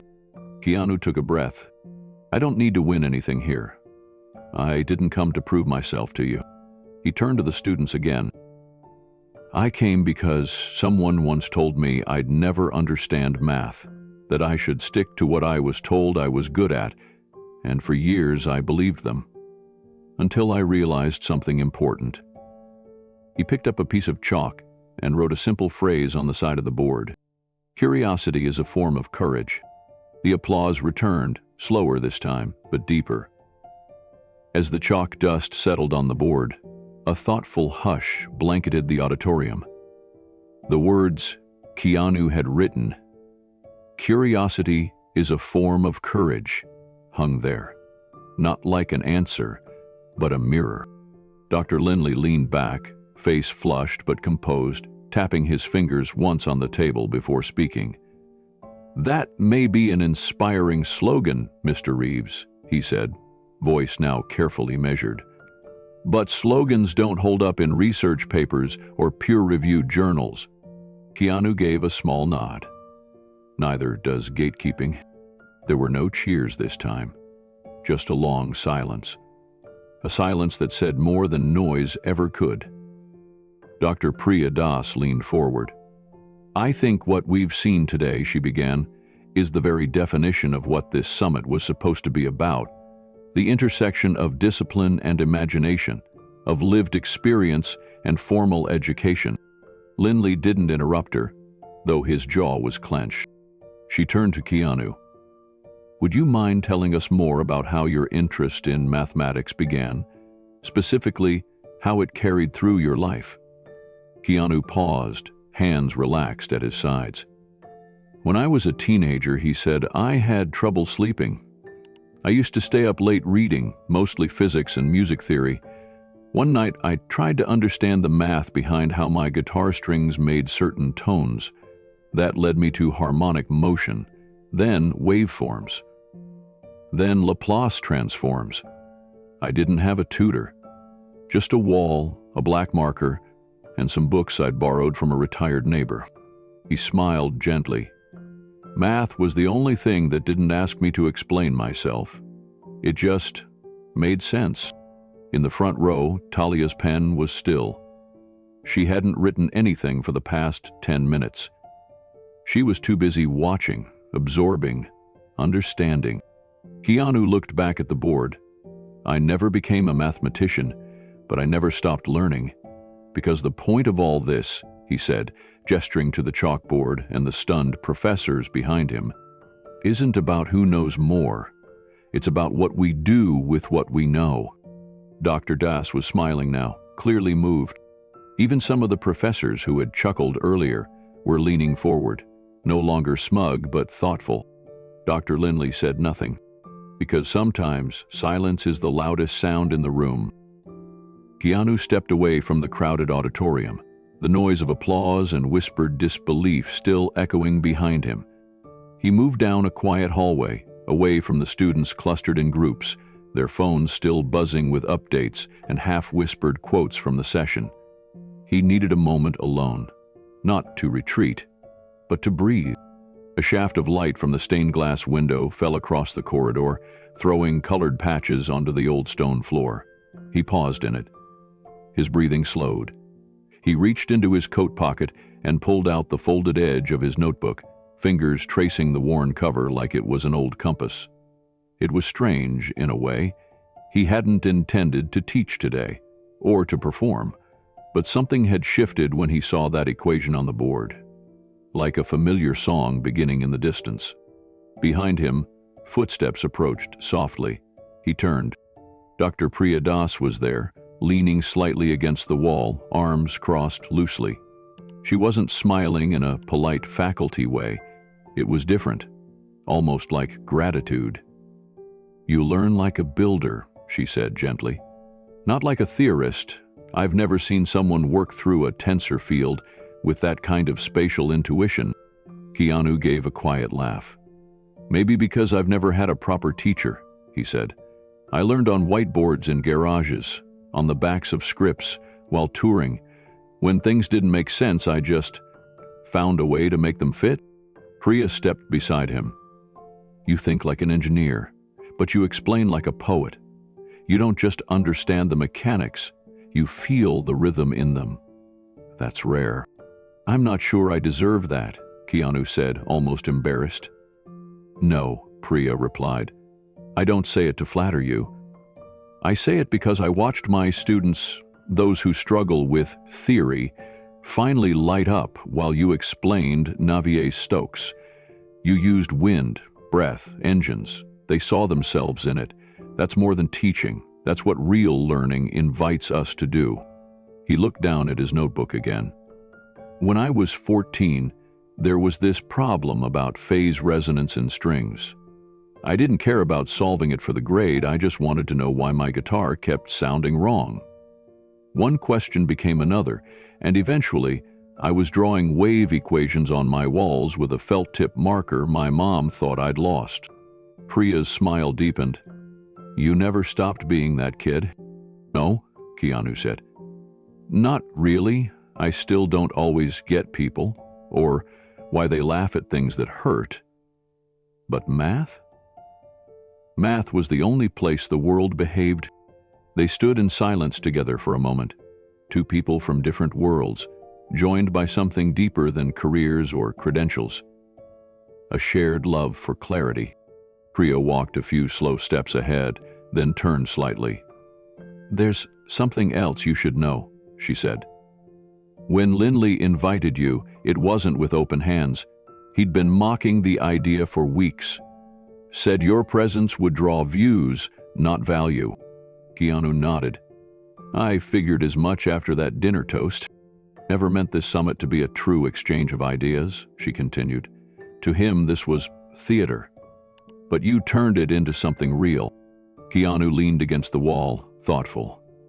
When I was younger, I thought if I just stayed quiet and worked hard, that would be enough, that the work would speak for me. Sometimes it does, she said. And sometimes, the ones who need to hear it are too busy listening to themselves. He exhaled slowly, the weight of those years where he kept things to himself pressing faintly on his chest. I didn't come here to win anything. I came because there's a teenager out there right now with a secondhand physics book and no one to talk to about it. I used to be him. I know, Priya replied. That's why it matters. They walked together down the empty corridor, passing portraits of long-gone faculty with sharp collars and even sharper reputations. Priya stopped in front of one, a painting of a stern man clutching a thick book. Professor Garland, taught here during the 1950s, kicked out a student once for solving a problem the wrong way. That student later won a Fields Medal. Keanu stared at the portrait.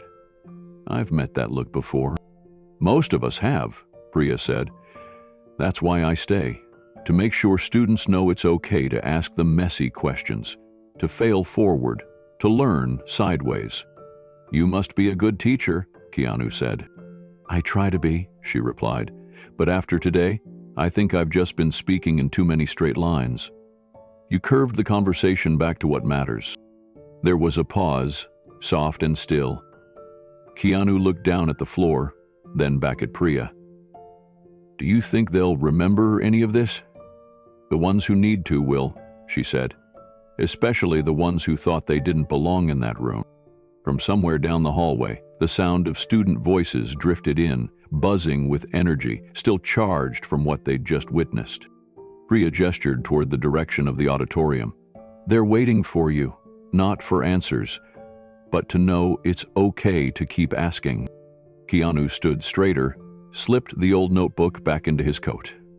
Then, let's go remind them.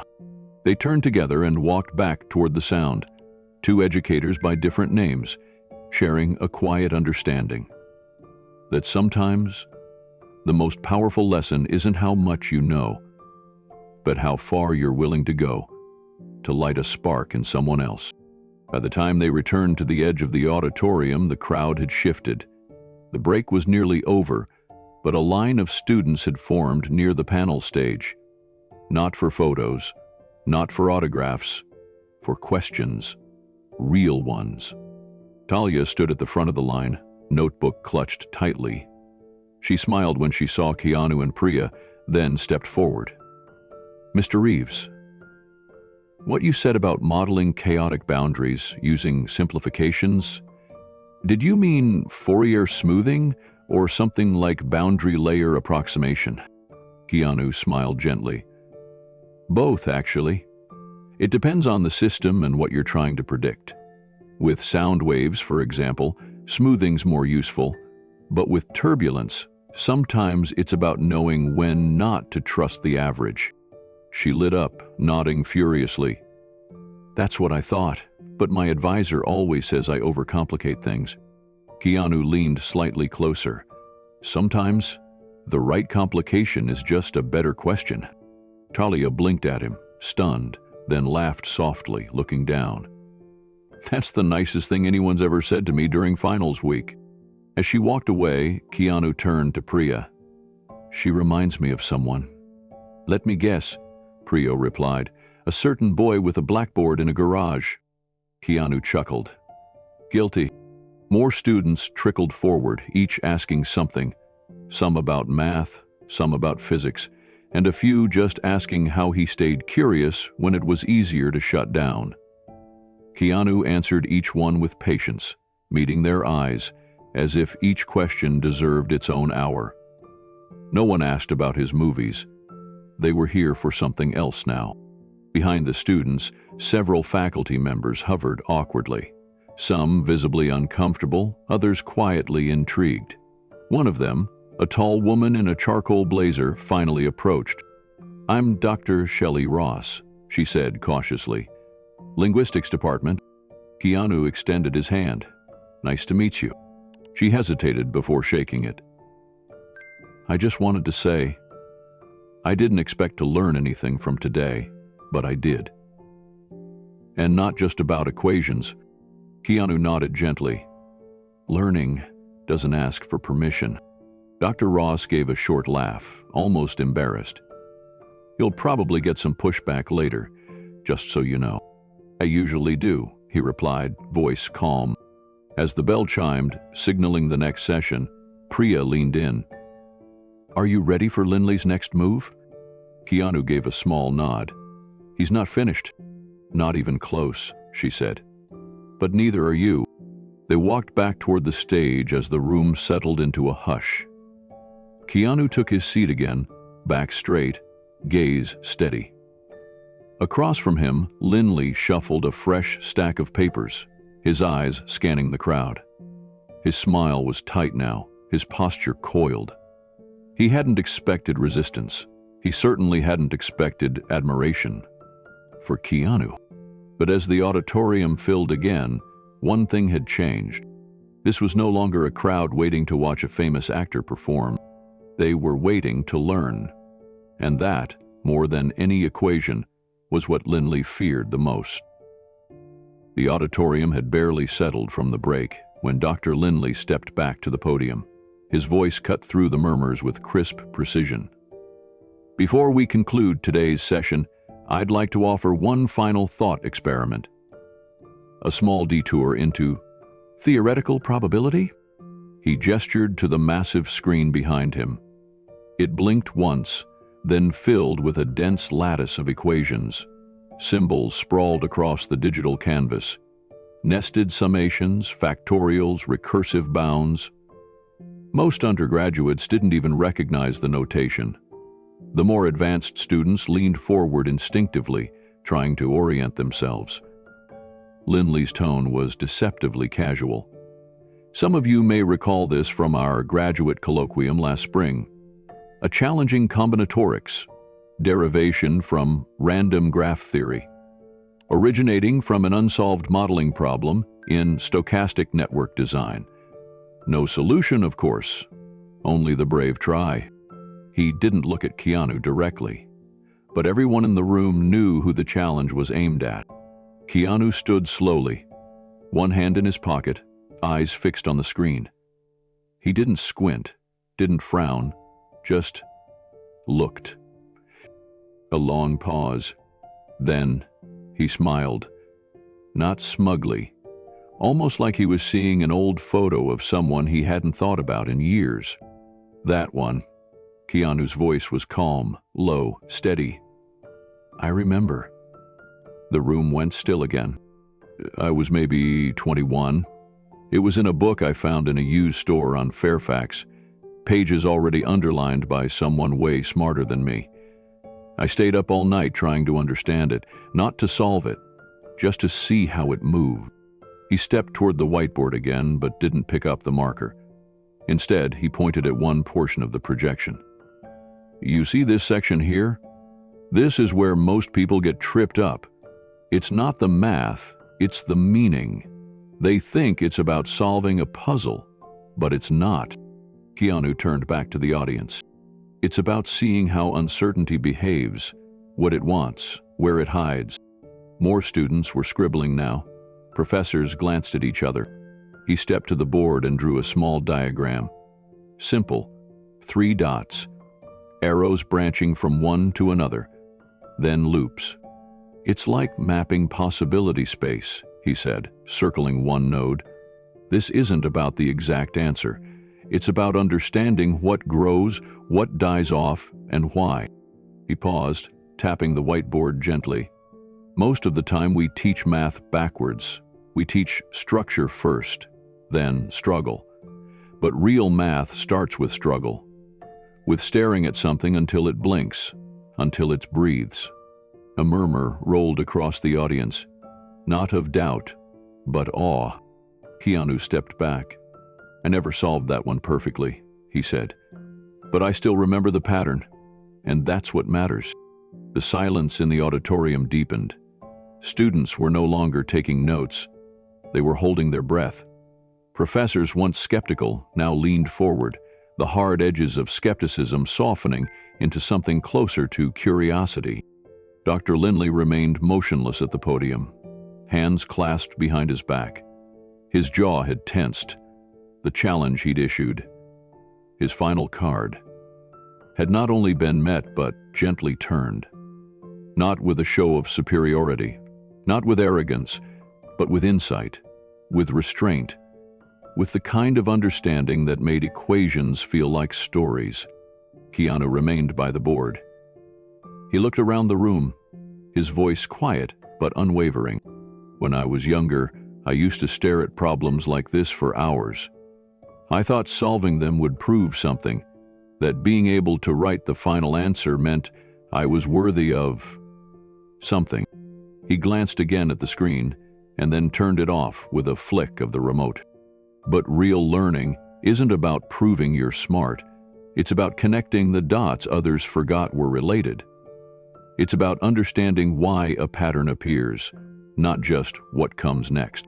Professor Priya Das, seated near the end of the table, folded her arms and smiled faintly. "That's the clearest explanation I've ever heard about why most students freeze in probability.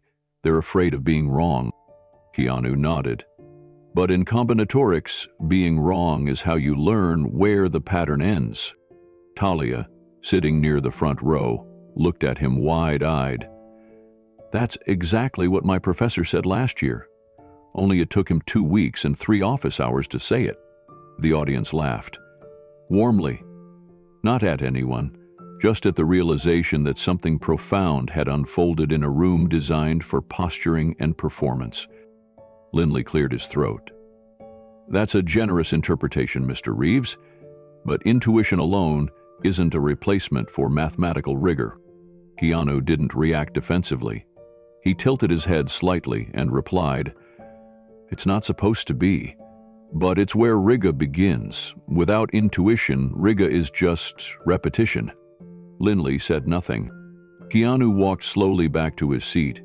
As he passed Talia, he paused and whispered with a quiet smile, "Thanks for the ride." She grinned, speechless. He returned to the table and sat. The room held still for a few more moments, as if waiting for some final word. But there was nothing more to say, not now. Because what had just happened wasn't about solving equations. It was about dismantling assumptions, about who gets to speak in rooms like this, about what learning actually looks like when the spotlight fades and the chalk dust settles. Keanu didn't solve the unsolvable. He did something rarer. He reminded everyone why they fell in love with learning in the first place. Keanu stood at the edge of the stage, facing a crowd that had grown silent, not from discomfort now, but from something else. Expectation. Wonder. For most of the summit, he had responded, interpreted, endured. But now, it was his turn to ask something. He stepped forward. No slides, no equations, just his voice. "What if," he said slowly, "we stopped testing whether someone knows the answer and started listening for the quality of their questions?" There was a pause. Not awkward, intentional, like the stillness before a chord resolves. He glanced toward the front row. Priya Das looked up at him, unmoving. Students leaned in. We spend so much time, he continued, judging knowledge by speed, by recall, by precision. But some of the most important problems in the world, the ones we don't even have words for yet, will never show up on a multiple-choice exam. The room held still. When I was a teenager, I didn't fit in. I wasn't fast, I wasn't loud, but I asked questions that kept me up at night. Not to sound smart, to understand. His eyes flicked to Linley, and I've learned something since then, that the way we teach can sometimes crush those questions before they ever take root. The students nodded slowly. One whispered, yes. Keanu turned back to the audience. I'm not here to replace anyone or to embarrass anyone. But if even one of you in this room has ever felt like you weren't allowed to be curious out loud, like your questions weren't worth asking, then I came for you. He let the silence hold, then added, that's education. At least, it could be. A ripple moved through the room. It began with a murmur, then shifted into motion, students rising, not all at once, but in waves. A few clapped hesitantly, then more and more, until the whole auditorium was standing. Some applauded. Others just stood silently, their faces lit with something more powerful than excitement. Recognition. The kind that comes when someone says aloud what you've felt for years, but never had words for. Talia was on her feet, her notebook pressed to her chest. Her eyes shimmered. Priya Das stood too, arms crossed, lips pressed together, not in disapproval, but to keep her emotion from showing too easily. When she finally spoke, her voice was clear. That, she said, was the most honest definition of learning I've heard in 20 years. Even a few professors who had exchanged smirks at the welcome dinner now clapped, subdued and thoughtful. Linley remained seated, rigid, his face a study in resistance, but his hands trembled just slightly, a giveaway he hadn't intended. Keanu didn't wait for praise. He didn't bow or thank the crowd. He simply stepped back, took his seat again, and exhaled quietly. The storm had passed, but something more meaningful had arrived in its place. Possibility, not for a title or a reputation, but for a shift in what education could mean, if only someone dared to ask a different kind of question. The next morning, a soft knock on Keanu's hotel room door broke the silence. He opened it to find an envelope on the floor. No hotel logo, no courier service, just cream cardstock and his name, written in careful script. Tucked neatly beneath it was a single folded sheet of printer paper. He picked it up slowly, returned to the desk by the window, and sat. The envelope opened with a quiet whisper. Inside was a handwritten note in blue ink. The penmanship was slightly uneven, but unmistakably earnest. Dear Mr. Reeves, I almost didn't come to the summit yesterday. Not because I wasn't interested, but because I was planning to drop out of my program. I used to love math. When I was younger, I'd stay up late with puzzle books and try to understand the stars. But college turned it into something cold, competitive, mechanical, like my questions weren't welcome unless they led to the right answer. For the last few months, I kept thinking, maybe I'm not good enough. Maybe this was a mistake. But yesterday, you didn't just solve problems. You made them beautiful again. You reminded me why I ever loved numbers at all. I'm staying. Thank you, Talia. Keanu sat for a long moment, reading the letter again. Then he unfolded the second page. It was an email, printed and slightly wrinkled, forwarded to her from someone else. Subject: Post-Summit Reflections. From Dr. Howard Linley to Eastbridge Mathematics Summit Committee. Colleagues. Effective immediately, I am stepping down as chair of the summit program. Yesterday's events gave me much to reflect on. Perhaps the most difficult kind of intelligence to accept is the kind that doesn't arrive on your terms. Let someone else guide next year's discussions. I'll return to what I do best. H. Linley. Keanu folded the pages together, pressed them between his palms, and closed his eyes. He didn't feel triumphant. He felt something quieter, something heavier. The kind of shift that doesn't roar but echoes. He set the letter down and looked out the window. Morning mist clung to the East Bridge rooftops, softening the sharp corners of the Gothic buildings. Somewhere out there, students were waking up, heading to classes, maybe even returning to them, for the first time, with hope. He remembered what Talia had said in the car when she picked him up. Do you think creativity can really exist in pure math? That question hadn't left him. And now he wondered how many other students had stopped asking. How many had been told they were too slow, too different, too dreamy. He got dressed slowly, wearing the same black sweater he'd worn on stage. It smelled faintly of chalk dust and dry marker. In the mirror, he noticed a smudge of ink on his thumb. He smiled faintly. It reminded him of when he was a teenager, filling notebooks on the floor of his bedroom, trying to understand wave patterns through music. Back when math wasn't a subject, it was a friend. Downstairs, in the hotel cafe, a few students whispered when they saw him, but no one approached. That was fine. He wasn't looking for applause. He was thinking about Talia, about her staying, about that folded email, and about a professor. Finally stepping aside, maybe for the first time in his long career, because someone made him see what he'd missed. Keanu sipped his coffee slowly, watching the sun cut through the mist.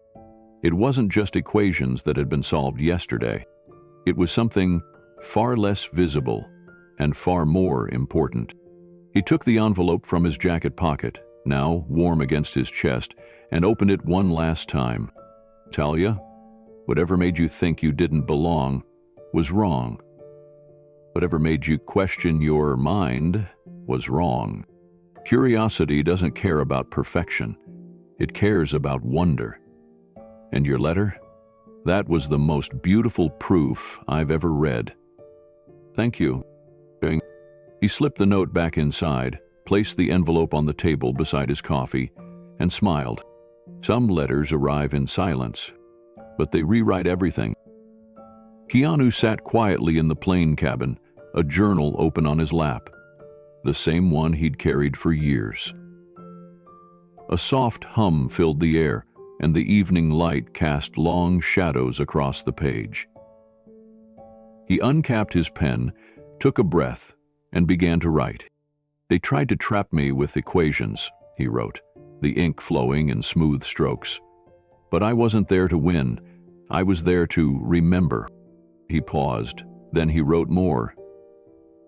Remember the nights in my garage, chalk dust in my hair, whiteboards filled with symbols I didn't know how to pronounce yet. Remember what it felt like to be 17, with a guitar in one hand and a calculus textbook in the other, trying to figure out how music made the air move.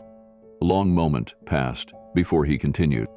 I never needed to be the smartest, just honest with the questions, just brave enough to keep asking. He closed the journal softly and looked out the window at the darkening sky. Across the rows behind him, quiet voices murmured. Some students from East Bridge had boarded the same flight, whispering about the summit. One of them had recognized him at the gate and thanked him. But the thanks wasn't for being famous. It was for making math feel like it mattered again. Keanu smiled gently. The applause, the stunned silence, even Linley's flushed face. It wasn't about proving anything. That was never the point. It was about something much smaller, much quieter. The feeling of looking at a problem no one expected you to understand, and knowing in your bones that you did, not because someone taught you, but because you found a way to see the world more clearly, piece by piece. That night, in his hotel room, he had read Talia's letter again. I was going to drop out of math, she'd written. I thought I wasn't smart enough. But today you made me remember why I loved numbers. Thank you. Attached was a printout of Dr. Linley's email. Resignation. formal language sharp and clipped. But between the lines, Keanu could feel the shift. The man who had once mocked him had quietly stepped aside. And in that space, new voices were being heard. Maybe this was what change looked like. Not loud, not instant, but real.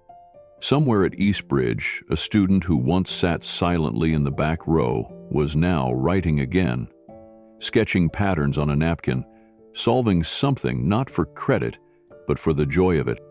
And that was enough to make all of it worth it. Even the ambush, even the whispers, especially the questions. The journal was still open on Keanu's lap, but now his pen was still. He stared at the last sentence he had written, the ink drying beneath his fingertips. He had remembered, and in doing so, something long buried had awakened. Not just the formulas, not just the quiet thrill of solving what others thought unsolvable, but the part of himself he had learned to hide, the part that loved sitting alone with a problem no one else cared about, the part that felt safe in silence, where symbols spoke louder than words ever could. He thought of the girl with the trembling hands who drove him through the ivy-covered campus, the student who dared to ask him, "Do you think creativity can exist in pure math?" He had told her yes, that it was the only place it ever lived for him. But now, after everything that had happened, he had something else to say. Something for all of them. So he wrote the final lines in his journal. The lines meant not just for himself, but for anyone who had ever doubted their own brilliance. Have you ever hidden a part of yourself because others didn't believe it mattered? What quiet brilliance have you left behind? It's time to pick it back up. He closed the journal, but not the conversation, because this story wasn't finished. It was just beginning. And maybe, just maybe, someone watching from home, someone who had let go of their curiosity because it didn't fit the mold, was ready to start again. So now it's your turn. Have you ever been told your questions were too strange, too small, too impractical? Have you ever been underestimated because your strengths didn't come with a degree or a title? Then this story was for you. Share your story in the comments. Let us hear your voice. What quiet brilliance do you carry? And what secret strength should Keanu uncover next? Subscribe and join the journey. Let's make space for the learners who never stopped learning, even when the world stopped listening.